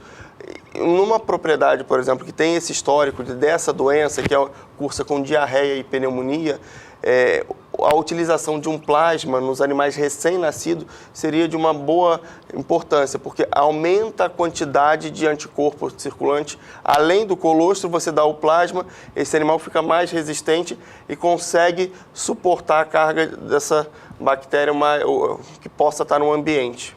E só tirar uma última dúvida, e custo para isso? O nascimento de um potrinho requer um custo bem maior? O plasma ele tem um custo em torno de uns 600 a 700 reais para ser aplicado num potro. Mas se tomar cuidado com a vacinação da égua, o colostro e uma boa alimentação e se certificar que o potro está mamando realmente, quando ele mama, ele chacoalha o rabinho. E aí a gente consegue, às vezes ele está brincando com a teta e o proprietário acha que ele está mamando. Mas olha o rabinho que ele vai ficar balançando o rabinho e aí a gente pode ter certeza que realmente ele está mamando. Se não conseguir ver isso, olha próximo à garganta que vai ver ele deglutindo o leite. E é fácil de ver isso. E aí ele realmente está mamando. A gente tem que tomar cuidado. Se ele ficar só brincando com a teta, isso ele não está se alimentando. Então, se for só o colostro, a vacinação da égua, uma boa alimentação e a cura do umbigo, fica bem barato, muito mais barato do que um antibiótico depois, se precisar. É melhor prevenir do que remediar. Sempre é mais barato. E, professor, só para a gente poder encerrar, rapidinho, viu, Paulinho? Eu estou terminando aqui. Teve um telespectador que enviou pelo WhatsApp, ele quer saber o que fazer, que remédio colocar no animal dele, o cavalo dele está com laminite, mas não perdeu o casco. E ele quer que a gente diga que não existe um remédio, tem que ir o médico veterinário em loco para poder observar. É isso mesmo, professor? Sem dúvida, a laminite não existe receita de bolo, para cada situação é um tratamento e às vezes a mesma sintomatologia, o mesmo problema, para objetivos diferentes nós temos atitudes diferentes. É um tema extremamente complexo que precisa ter um veterinário e um ferrador. É um trabalho em equipe e as decisões são tomadas entre a equipe de veterinários, de ferrador e do proprietário com o interesse que ele tem na vida posterior desse animal. Muito bem lembrado. E sobre esse assunto a gente vai estar fazendo uma matéria especial com o professor também, para que você está nesse caso, nessa situação, possa saber exatamente, mas a indicação é essa, médico veterinário, já um ferrador e também as decisões, o que ele vai querer com esse animal. Sem dúvida. Perfeito, viu, professor? Eu falei aqui com o professor médico veterinário José Henrique Saraiva Borges, nosso querido colaborador, que está sempre aqui conosco. E por aqui é hora de intervalo comercial. Mas daqui a pouquinho a gente vai saber como está a repercussão deste grande encontro que está acontecendo em São Paulo, segundo Congresso Nacional das Mulheres do Agronegócio. Daqui a pouquinho eu trago mais detalhes. Bom dia, produtor, de volta na sua manhã de quarta-feira para falar agora sobre agricultura. Começou no estado de Mato Grosso o vazio sanitário do algodão. O período vai até o dia 30 de novembro e tem por objetivo fazer o controle do bicudo do algodoeiro. Mais informações na reportagem de Valdir Pacheco.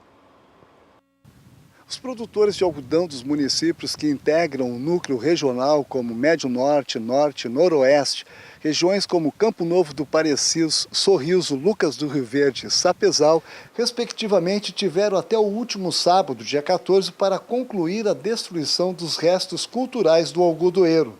A partir do último domingo, dia 15, começou o período do vazio sanitário nos municípios que integram a região 2, de acordo com a Instrução Normativa Conjunta SEDEC-INDEA MT 001 de 2016, que dispõe sobre medidas fitossanitárias para o controle do bicudo do algodoeiro em Mato Grosso. A legislação vigente dividiu o estado em duas grandes regiões no que diz respeito ao calendário de plantio do algodoeiro e ao vazio sanitário, período caracterizado pela ausência de plantas com risco fitossanitário e restrição de plantio.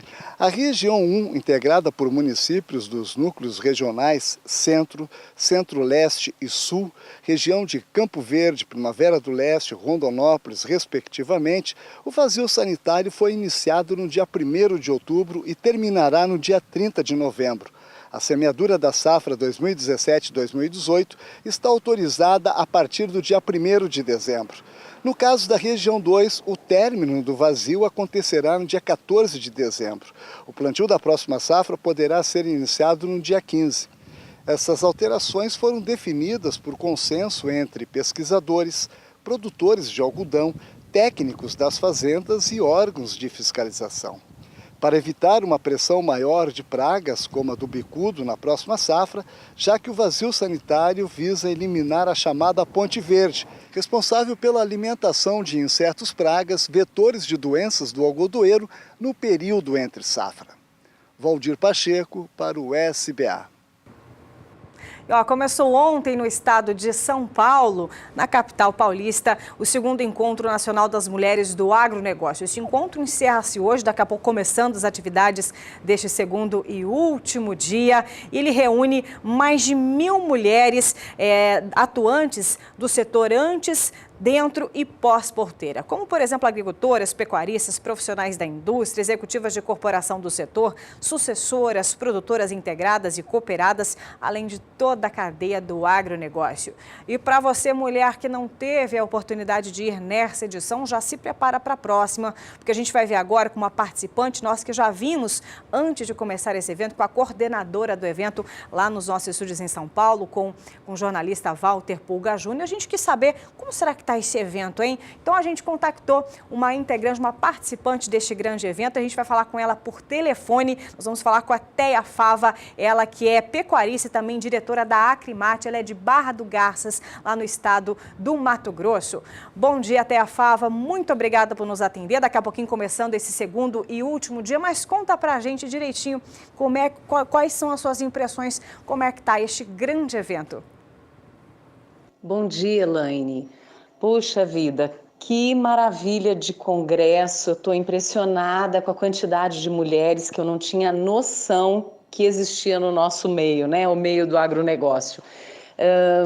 Mulheres de todos os lugares do país. Ontem foi maravilhosa a apresentação de todas.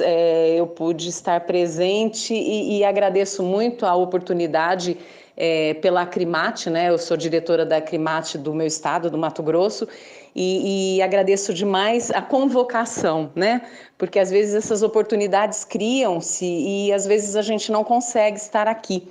muita gente, muita mulher do agro, as palestras espetaculares, eu só tenho coisas positivas. Os estandes, assim, maravilhosos, até maquiei, foi muito bom ver realmente a feminilidade misturada com a firmeza do agronegócio, né? Então, de um lado, nós tínhamos estandes de tratores e implementos agrícolas e tudo mais. Do outro lado, em seguida, em frente, um estande de maquiagem, de semijoias, de joias, muito legal, muito bonito mesmo. Que bacana, Thea Fava, deu vontade de participar da próxima edição, viu? E hoje é o último dia, daqui a pouquinho começando as atividades, mas destaca pra gente o que você achou aí de mais interessante no primeiro dia deste grande congresso. Elaine, o que mais me chama a atenção no que eu tenho visto, que eu vi ontem, é assim, o nível das palestras e o nível dos questionamentos das mulheres. Isso me chamou muita atenção. Eu tive a possibilidade de estar num workshop mais voltado à agricultura, apesar de eu ser da pecuária, né? Eu tive a oportunidade de ver os questionamentos das mulheres com propriedade, com firmeza, com muita certeza do que estava falando. É incrível, né? Eu falo que a nossa atividade não tem preconceito. Eu acho que nós mesmos somos preconceituosos.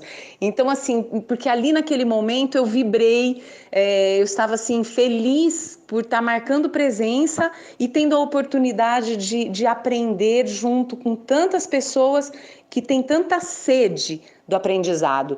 Então, não tem nada de mais mundo masculino nisso não, viu? Eu acho que o agro é das mulheres também.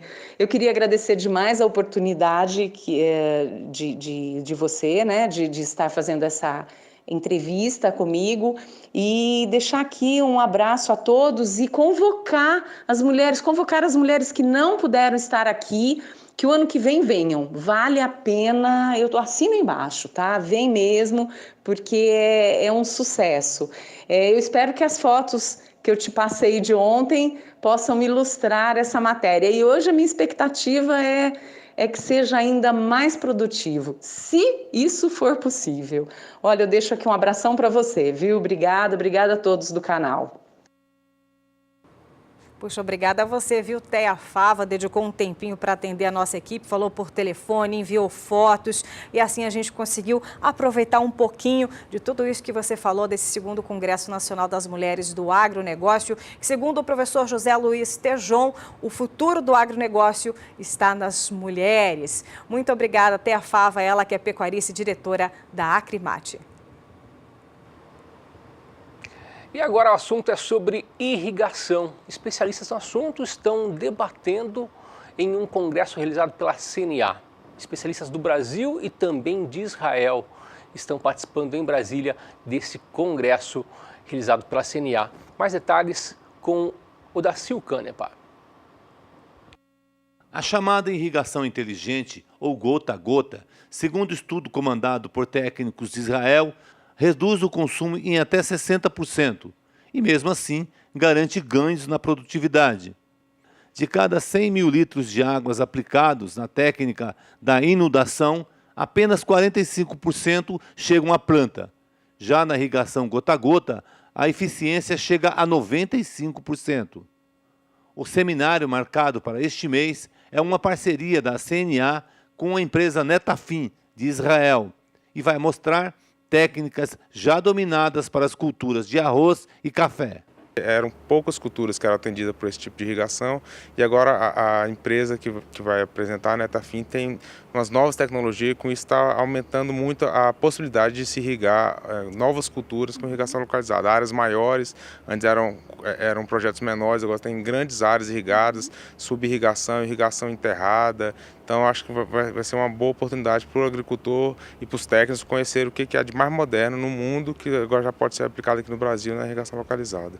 O evento vai ser realizado aqui na sede da CNA em Brasília, no dia 26 de de outubro, próximo, pela manhã, vai começar às 8h30, né? Vão estar os diretores da empresa Netafim, vão estar aqui apresentando essas novas tecnologias, né? Vão ter alguns produtores da região de São Paulo, Goiás, vai ter a previsão inicial que tem um engenheiro agrônomo da Codevasf, da região de Petrolina, mostrando como que eles têm utilizado essas metodologias em projetos de irrigação daquela região, e vão estar vários técnicos daqui da região de Brasília, professores, alguns engenheiros aqui da casa vão estar participando também. Eu acho que é aberto a todos os produtores, faz a inscrição pelo nosso site, né, cnabrasil.org.br, e lá tem disponível o site, a inscrição ela é aberta, todo mundo pode participar, e a gente espera que tenha um grande público, porque o nosso público é o produtor rural, que ele possa vir para cá para aprender como que ele pode utilizar essas novas técnicas. Odacil Canepa para o SBA.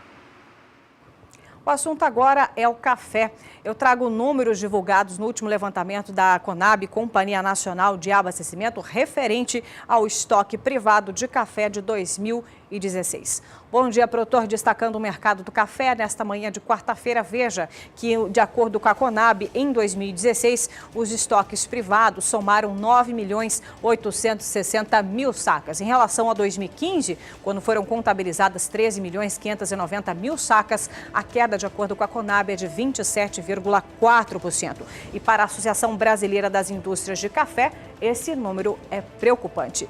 Números também mostram que, segundo a associação, os estoques somados à safra do ano deverá garantir um abastecimento apertado dos mercados interno e externo, o que poderá resultar no aumento de preço do produto. O que não significa falta de café, que é um fenômeno raro, mas pode significar um mercado onde a oferta seja curta. E segundo a Conab, o café do tipo arábica corresponde por 90%, enquanto que o tipo conilon apenas 10% do que é produzido aqui no país. Vamos ver os detalhes na tela do seu televisor nesta manhã.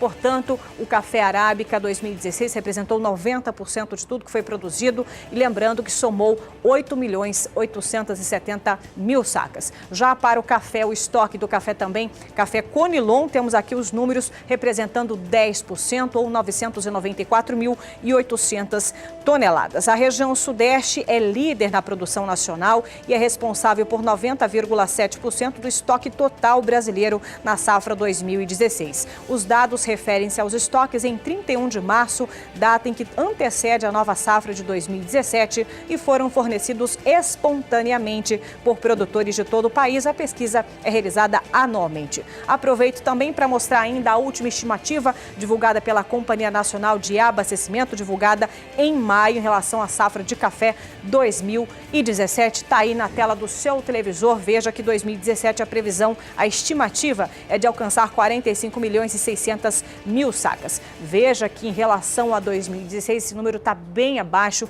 porque no ano passado foram contabilizadas 51.370.000 sacas de café. Observe agora como está dividido o mercado do café, a demanda anual, a exportação em relação ao mercado interno. Para 2017, a demanda anual alcançando cerca de 52 milhões de sacas. Para a exportação desse total, devem ir 32 milhões de sacas, e o mercado interno deve consumir aproximadamente 21 milhões de sacas. Em 2017, caso seja confirmada essa expectativa de safra, a produção mais o estoque deverão somar cerca de 55 milhões e meio de sacas para abastecer esses mercados. A queda se deu, segundo a Associação Brasileira das Indústrias de Café, devido ao clima seco. E falando em preocupação, o setor também está preocupado especialmente com o café conilon, o mais popular no mercado interno e o que mais sofreu com a seca dos últimos 2 anos. Os cafés vendidos nos supermercados geralmente são uma mistura de conilon e arábica. Essa última é uma espécie mais suave,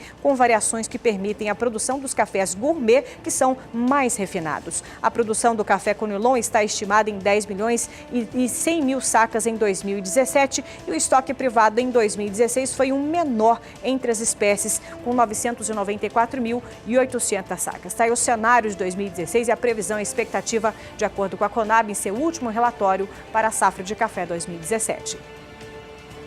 O prefeito de São Paulo, João Dória Júnior, participou ontem de uma reunião com a bancada ruralista no Congresso Nacional. O tema foi o futuro do setor produtivo brasileiro. Embora seja um dos nomes mais cotados para a corrida presidencial, em 2018 o político não falou sobre política. A reportagem é de Odacil Canepa. Toda semana, os integrantes da Frente Parlamentar da Agropecuária, FPA, promovem uma reunião para discutir assuntos relacionados ao agronegócio e à política. Depois de conversar com o governador de São Paulo, Geraldo Alckmin, nesta terça-feira foi a vez do prefeito João Dória. Ao sair do encontro aqui com os ruralistas, o prefeito de São Paulo disse que a audiência não teve nada a ver com política. Segundo João Dória, a reunião foi para debater produção. Quase 18% de toda a produção agrícola brasileira tem no seu núcleo metropolitano de São Paulo a sua principal fonte de consumo. E vim e atendi esse convite, fiquei muito honrado. Debater o agro e percebi com muita clareza a dimensão e a qualidade dos deputados e deputadas que representam esta frente parlamentar. E saio daqui bastante bem impressionado. Quero também mencionar e revelar aqui que este é o setor nas viagens internacionais que tenho feito que mais desperta a atenção de investidores internacionais. Comentei, inclusive, com os deputados que muitas vezes eu sinto que São Paulo não pode oferecer projetos de agro e sempre recomendo que avancem para o âmbito do Estado e do governo federal. Tamanho o apetite de investidores internacionais em relação à produção agrícola brasileira. É um setor que orgulha o país, com crescimento contínuo, mesmo nesses 4 anos de recessão. O presidente da FPA, deputado Nilson Leitão, de Mato Grosso, também disse que a política não foi o centro do debate. E o João Dória tem uma capacidade imensa, além de prefeito, de se comunicar com a sociedade brasileira e com o mundo, de fato defender um setor que defende o Brasil. Então a presença dele nos engrandece, é um privilégio para todos nós e, sem dúvida nenhuma, eleições nós vamos discutir no ano que vem. Nesse momento nós nos aproveitamos da figura simpática e importante que é do prefeito João Dória para o Brasil e para o mundo. Além dos ruralistas, o prefeito de São Paulo também se encontrou em Brasília com o presidente Temer. Odacil Canepa para o SBA. A força do agro é incontestável. Hora de intervalo comercial, voltamos daqui a pouquinho. Informação de mercado chegando na sua manhã de quarta-feira. Daqui a pouquinho, Brasil Bolsa Balcão B3 com Walter Pulga Júnior. Não saia daí. 9h04 pelo horário de Brasília. Bom dia, produtor, na sua manhã de quarta-feira. E no próximo dia 31 de outubro acontece mais uma etapa do leilão judicial Leão Irmão. Você não pode perder porque na oferta são áreas agricultáveis do estado de Alagoas. A reportagem é de Valdir Pacheco.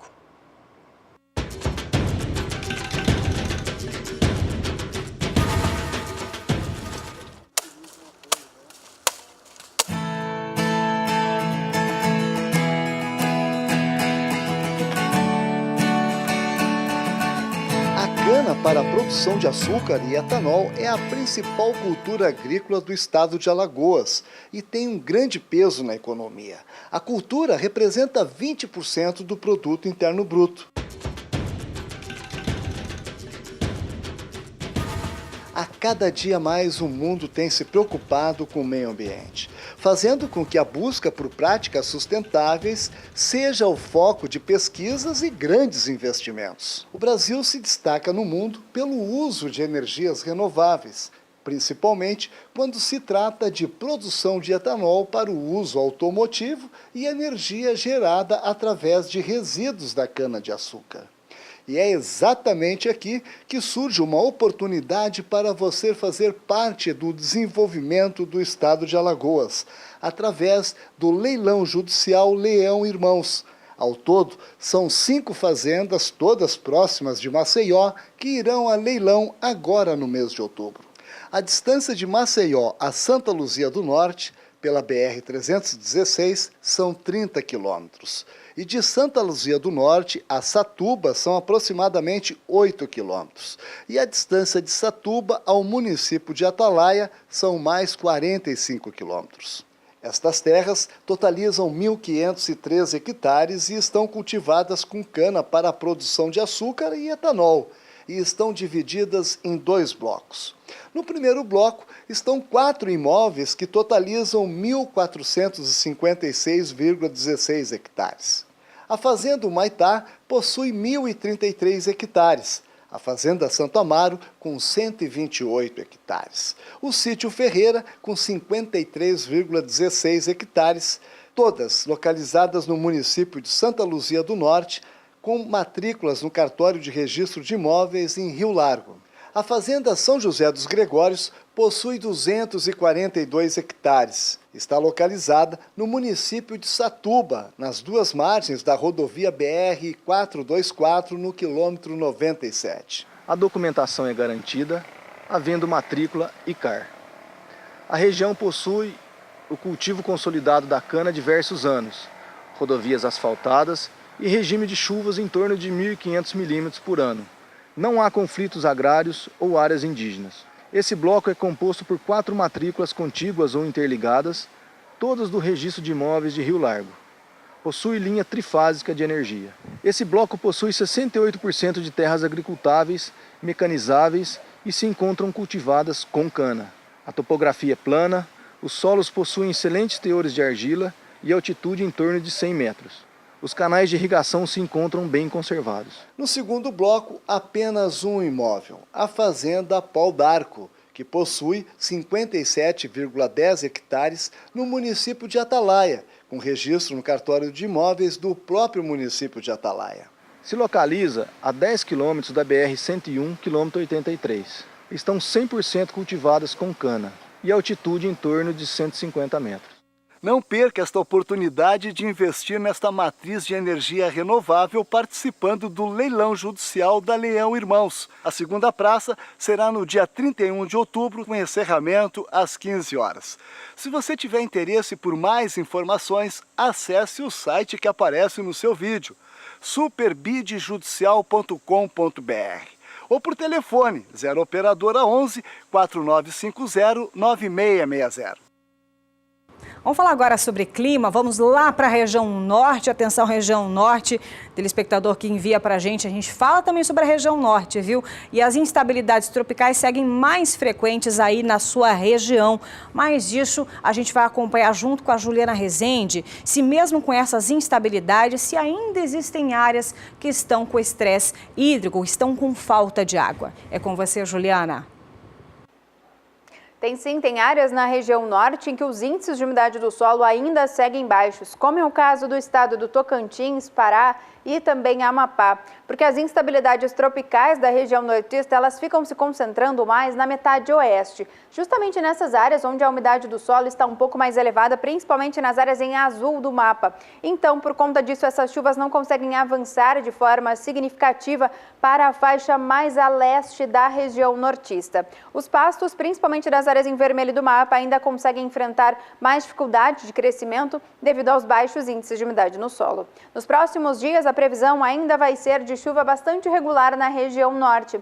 A chuva até se espalha, alcança áreas do Pará, mas são pancadas fracas, com baixos acumulados que não passam de 5 milímetros. Algumas áreas até pode chover até 15 milímetros, mas não tem potencial para aumentar de forma significativa os baixos índices de umidade do solo. Na próxima semana, essa chuva na região norte, ela volta a se concentrar mais na metade oeste. E a chuva ainda deve seguir um pouco mais fraca, acumulados que não passam de 15 milímetros. O tempo mais seco volta a predominar entre Pará, Amapá e também Tocantins.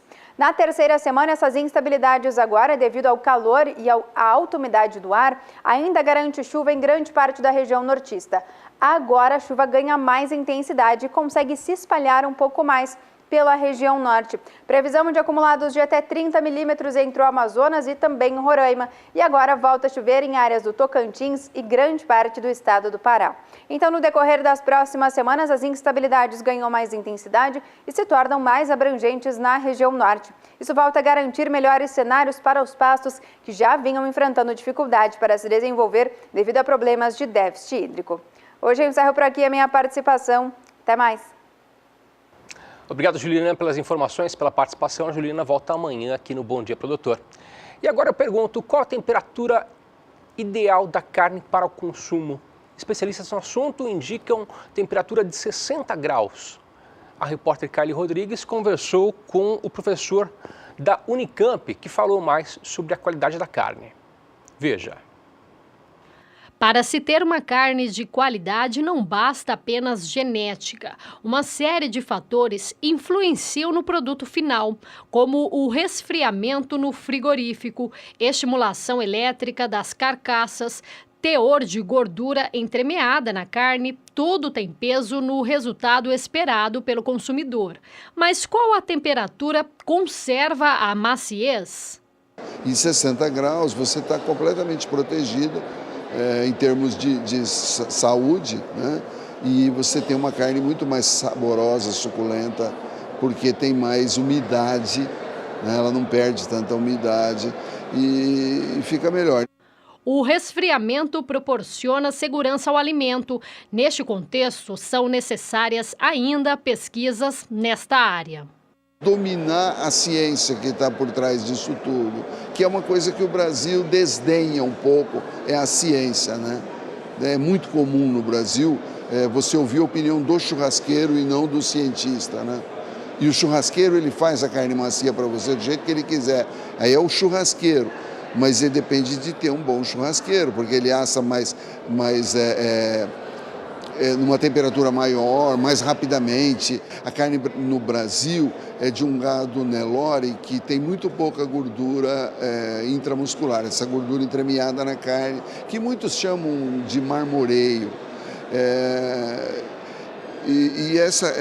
Os americanos chamam, a língua inglesa, eles chamam de marbling.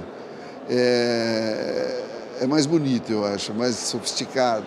Essa gordura entremeada, ela protege a carne quando você está assando uma carne, porque se você passar um pouco do ponto, você não percebe muito.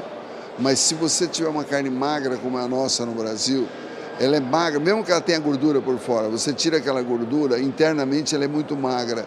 E essa carne acaba secando durante a cocção. Então é muito importante você levar em conta isso, não deixar essa carne passar do ponto. Claro, o problema desde que você compra uma carne que vem de um frigorífico, você sabe que tem inspeção sanitária, você não tem que se preocupar muito. Então 60 graus é uma temperatura muito boa, ela está vermelhinha e muito mais macia. Se você passa do ponto, então é importante que tenha gordura, muito mais importante ter a gordura. É um seguro contra os maus assadores. E por aqui, hora de informação de mercado, e voltamos a repercutir um grande evento que acontece em São Paulo, segundo o Congresso Nacional das Mulheres do Agronegócio. E para que a gente possa saber mais, vamos à B3, Brasil Bolsa Balcão, conversar com Walter Pulga Júnior, que vai destacar esse grande evento. A gente acabou de falar com a Teia Fava, ela que é de Barra do Garças, é uma participante e está completamente encantada. É um belo evento, né? Pulga, bom dia.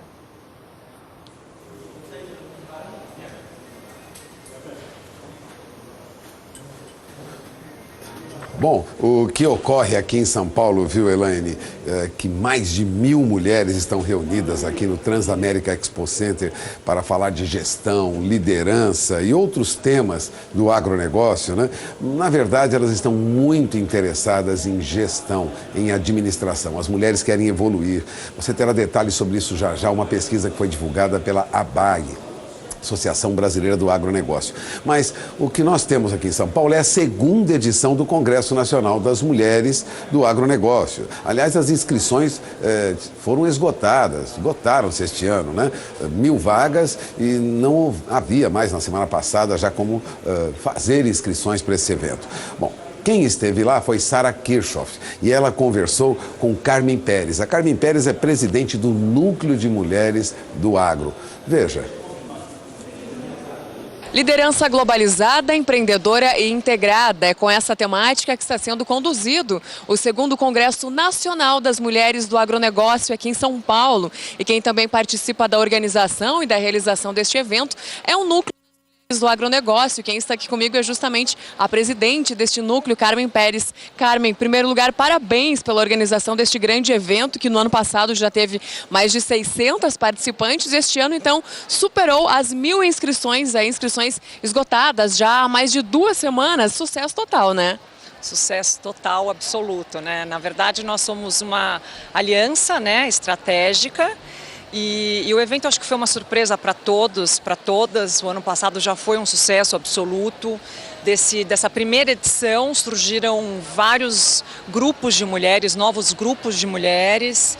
E eu acho que a mulher tem justamente essa força, né? Essa vontade de estar junta, de trocar experiência, de trocar informação e de fazer essa história acontecer, né? Eu acho que esse congresso já é um calendário importante na história do agronegócio, um calendário feminino importante, né? Porque com todos esses eventos que tem, a mulher era aquele calendário sempre com muitos homens e poucas mulheres. E esse congresso se tornou um calendário importante feminino no agronegócio. E que traz aí esse ano palestrantes de dentro e de fora do Brasil e que, apesar de serem estrangeiras, a realidade é muito parecida, né? Porque a realidade da mulher no trabalho e no campo, ela é muito parecida, ela traz uns desafios muito grandes, independente de ser no Brasil ou fora dele, né, Carmen? Sim, com certeza. Eu acho que os desafios, para a mulher, são muito parecidos e o que elas falaram muito lá é que o importante é as mulheres se apoiarem, elas estarem juntas. Eu acho que esse apoio mútuo, né? E que o núcleo feminino do agronegócio, ele começou disso, da mulher querer estar junto, da mulher querer trocar experiência, das mulheres se apoiarem. E isso é o resultado de tudo isso, né? Esse congresso resulta nisso, nessa vontade de trocar essa experiência, dessa força, né? De quebrar essas barreiras todas.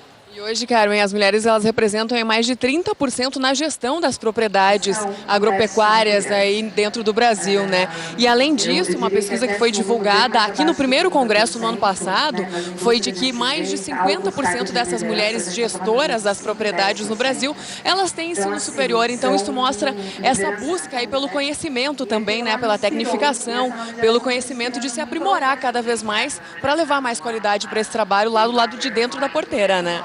Com certeza. A gente vê muitas meninas zootecnistas, veterinárias, agrônomas, que estão aí nessas faculdades aí dominando para entrar em empresas ou mesmo prestarem serviços nas fazendas. E esse mundo era um mundo muito masculino, né? Então eu acho que esses caminhos estão realmente abertos, estão se abrindo cada dia mais para as mulheres. E acho que é só agora realmente agarrar e arregaçar as camisas, a manga da camisa e seguir em frente. E o evento ele foi aberto falando justamente da igualdade de gêneros, né? A mulher ela quer cada vez mais ser igualada, né, aos homens, ao trabalho dos homens, e também a questão de salário, isso nem precisa se falar, né? Mas quais seriam os desafios? Existem os desafios no campo, mas para as mulheres eles são ainda maiores, né? Eu acho que a mulher ela não pode ser um homem, né? Ela não pode disputar com força física.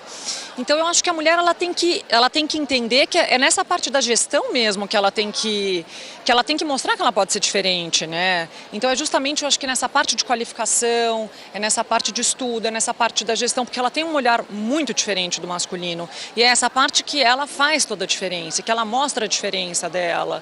Porque ela tem esse olhar sensível, enfim, eu falo que o casamento entre o homem e a mulher que é o perfeito, né? Porque o homem é essa parte racional, a mulher é essa parte mais instintiva e maternal, mas que traz essa coisa detalhista da mulher, enfim, dessa parte também muito profissional da mulher, que olha para essa mão de obra com outro olhar, que vai atrás de treinamento, que vai atrás de técnicos, de consultores, e que as histórias são muito parecidas, né? Quando você olha uma contar a história, é sempre muito parecida com a da outra, os caminhos se cruzam, né?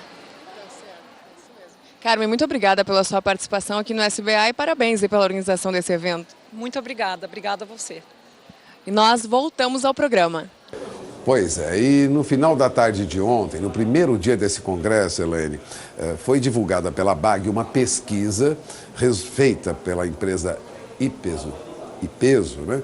Foi divulgada ontem e mostra que as mulheres que atuam no agronegócio transitam entre o campo e a cidade com a mesma facilidade que harmonizam a carreira e a família. Bom, a maioria das 862 entrevistadas disse estar preparada para as posições de liderança, aliás, já conquistada por muitas delas, e que se interessa também por aprimorar conhecimento, principalmente em gestão empresarial, gestão de pessoas e finanças.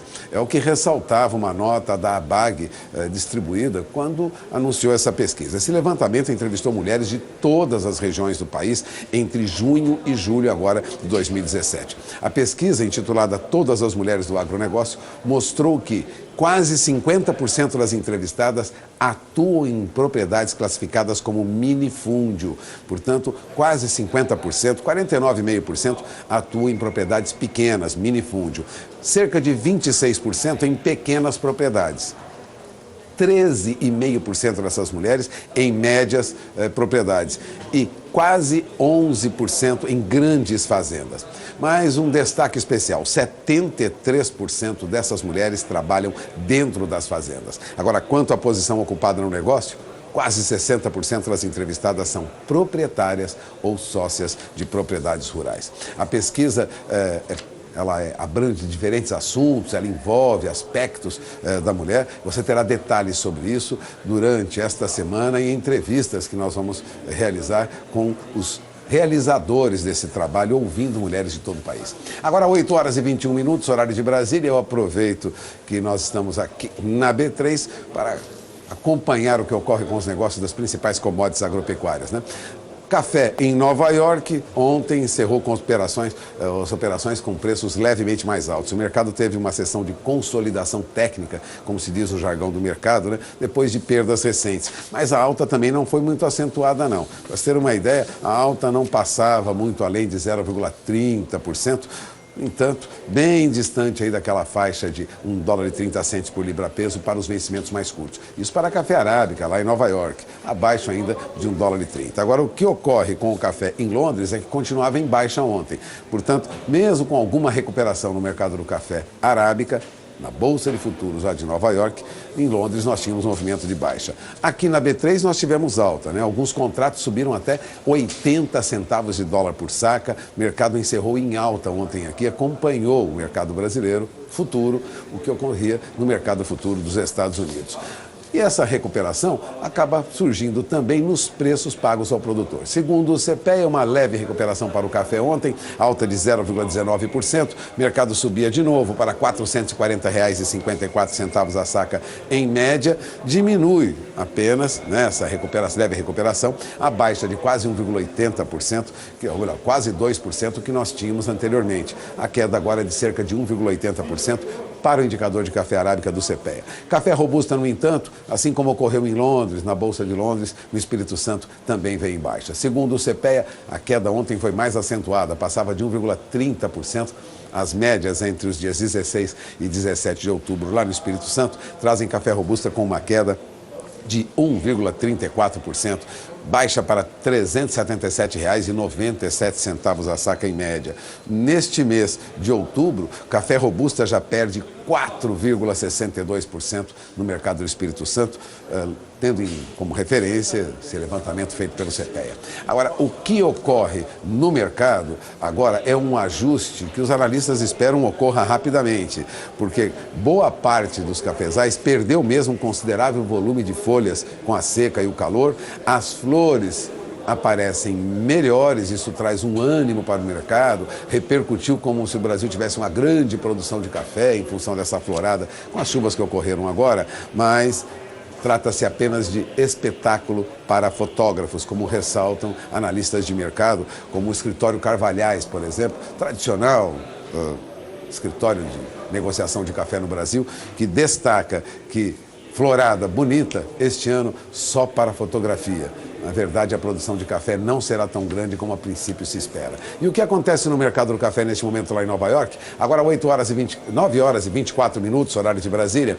Veja, mercado praticamente estável depois de alguma recuperação ontem. Café em Nova York negociado para dezembro a $1,24 por libra-peso. Tem leve alta de 5 pontos. Café para março estável a $1,28 por libra-peso. O mercado trabalha com o mesmo valor de fechamento de ontem, alguma recuperação. E o contrato para maio a $1,30 por libra-peso. Entre os contratos mais curtos, ainda é o único contrato que se mantém na faixa de $1,30.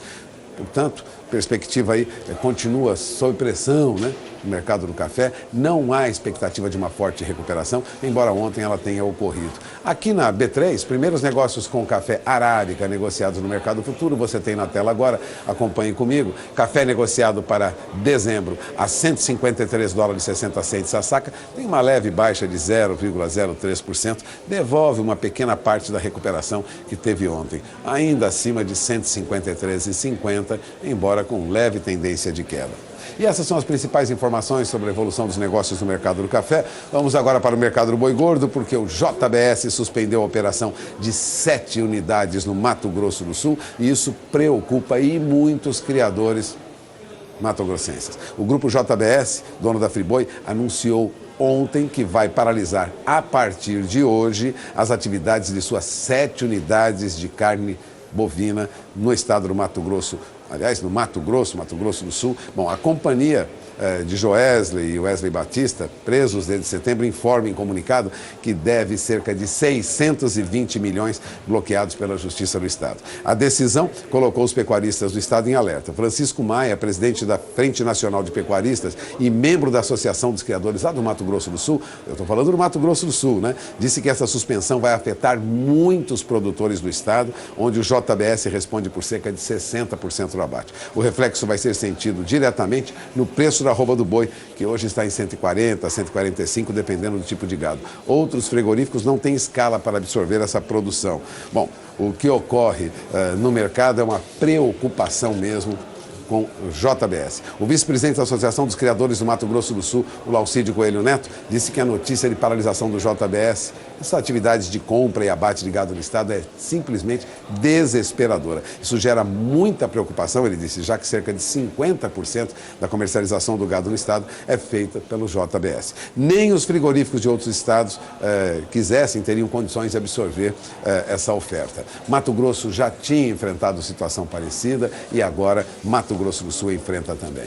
Bom, e essas são as principais informações que importam hoje, devem pesar, né? Devem alterar negociações no mercado de boi gordo. De olho na informação, porque ontem preços do boi gordo voltavam a cair, com escoamento muito lento. Em São Paulo, R$ 144,00 a arroba, em Minas Gerais, R$ 137,00 a arroba, em Goiás, a arroba ficou em R$ 137,00 também, Mato Grosso do Sul, R$ 136,00, com perspectiva agora de um tumulto no mercado, e no Mato Grosso, R$ 131,00 a arroba, estava 132,00, já caiu para 131. O CPEA já constatava no interior de São Paulo ontem uma baixa de mais de 1% para boi gordo no mercado, caiu para R$ 139,50 a arroba. No mês, boi gordo perde 2,28%.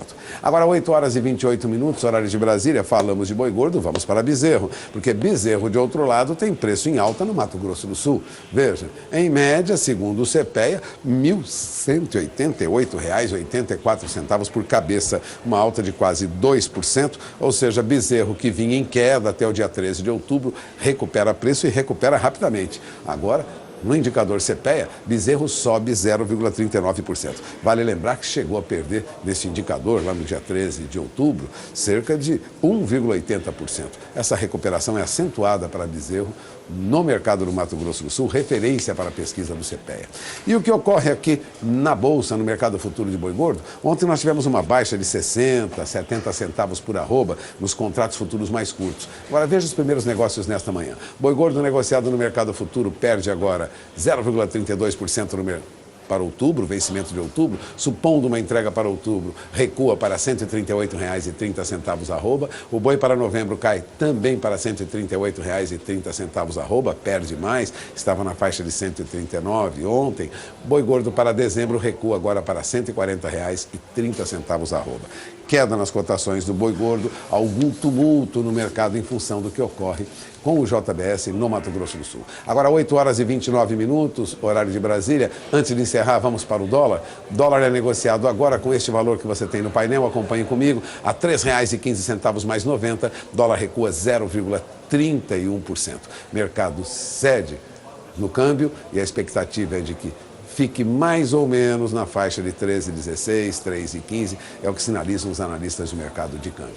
São 9 horas e 29 minutos, horário de Brasília. Eu encerro por aqui a minha participação. Eu volto o sinal para Campo Grande. Elaine. Obrigada, Pulga, pelas informações e pelas atualizações nesta manhã de quarta-feira, mas o programa vai chegando ao fim. Para você que acompanhou aqui desde cedinho, desde 7 horas e 15 minutos, muito obrigada pela sua audiência e amanhã tem mais. Voltamos amanhã às 7h15 da manhã. Se você perdeu algum conteúdo da edição de hoje, então acesse daqui a pouquinho no YouTube, nosso canal no YouTube, youtube.com/Canal do Boi. A gente espera amanhã uma ótima quarta-feira e de bons negócios. Tchau, tchau.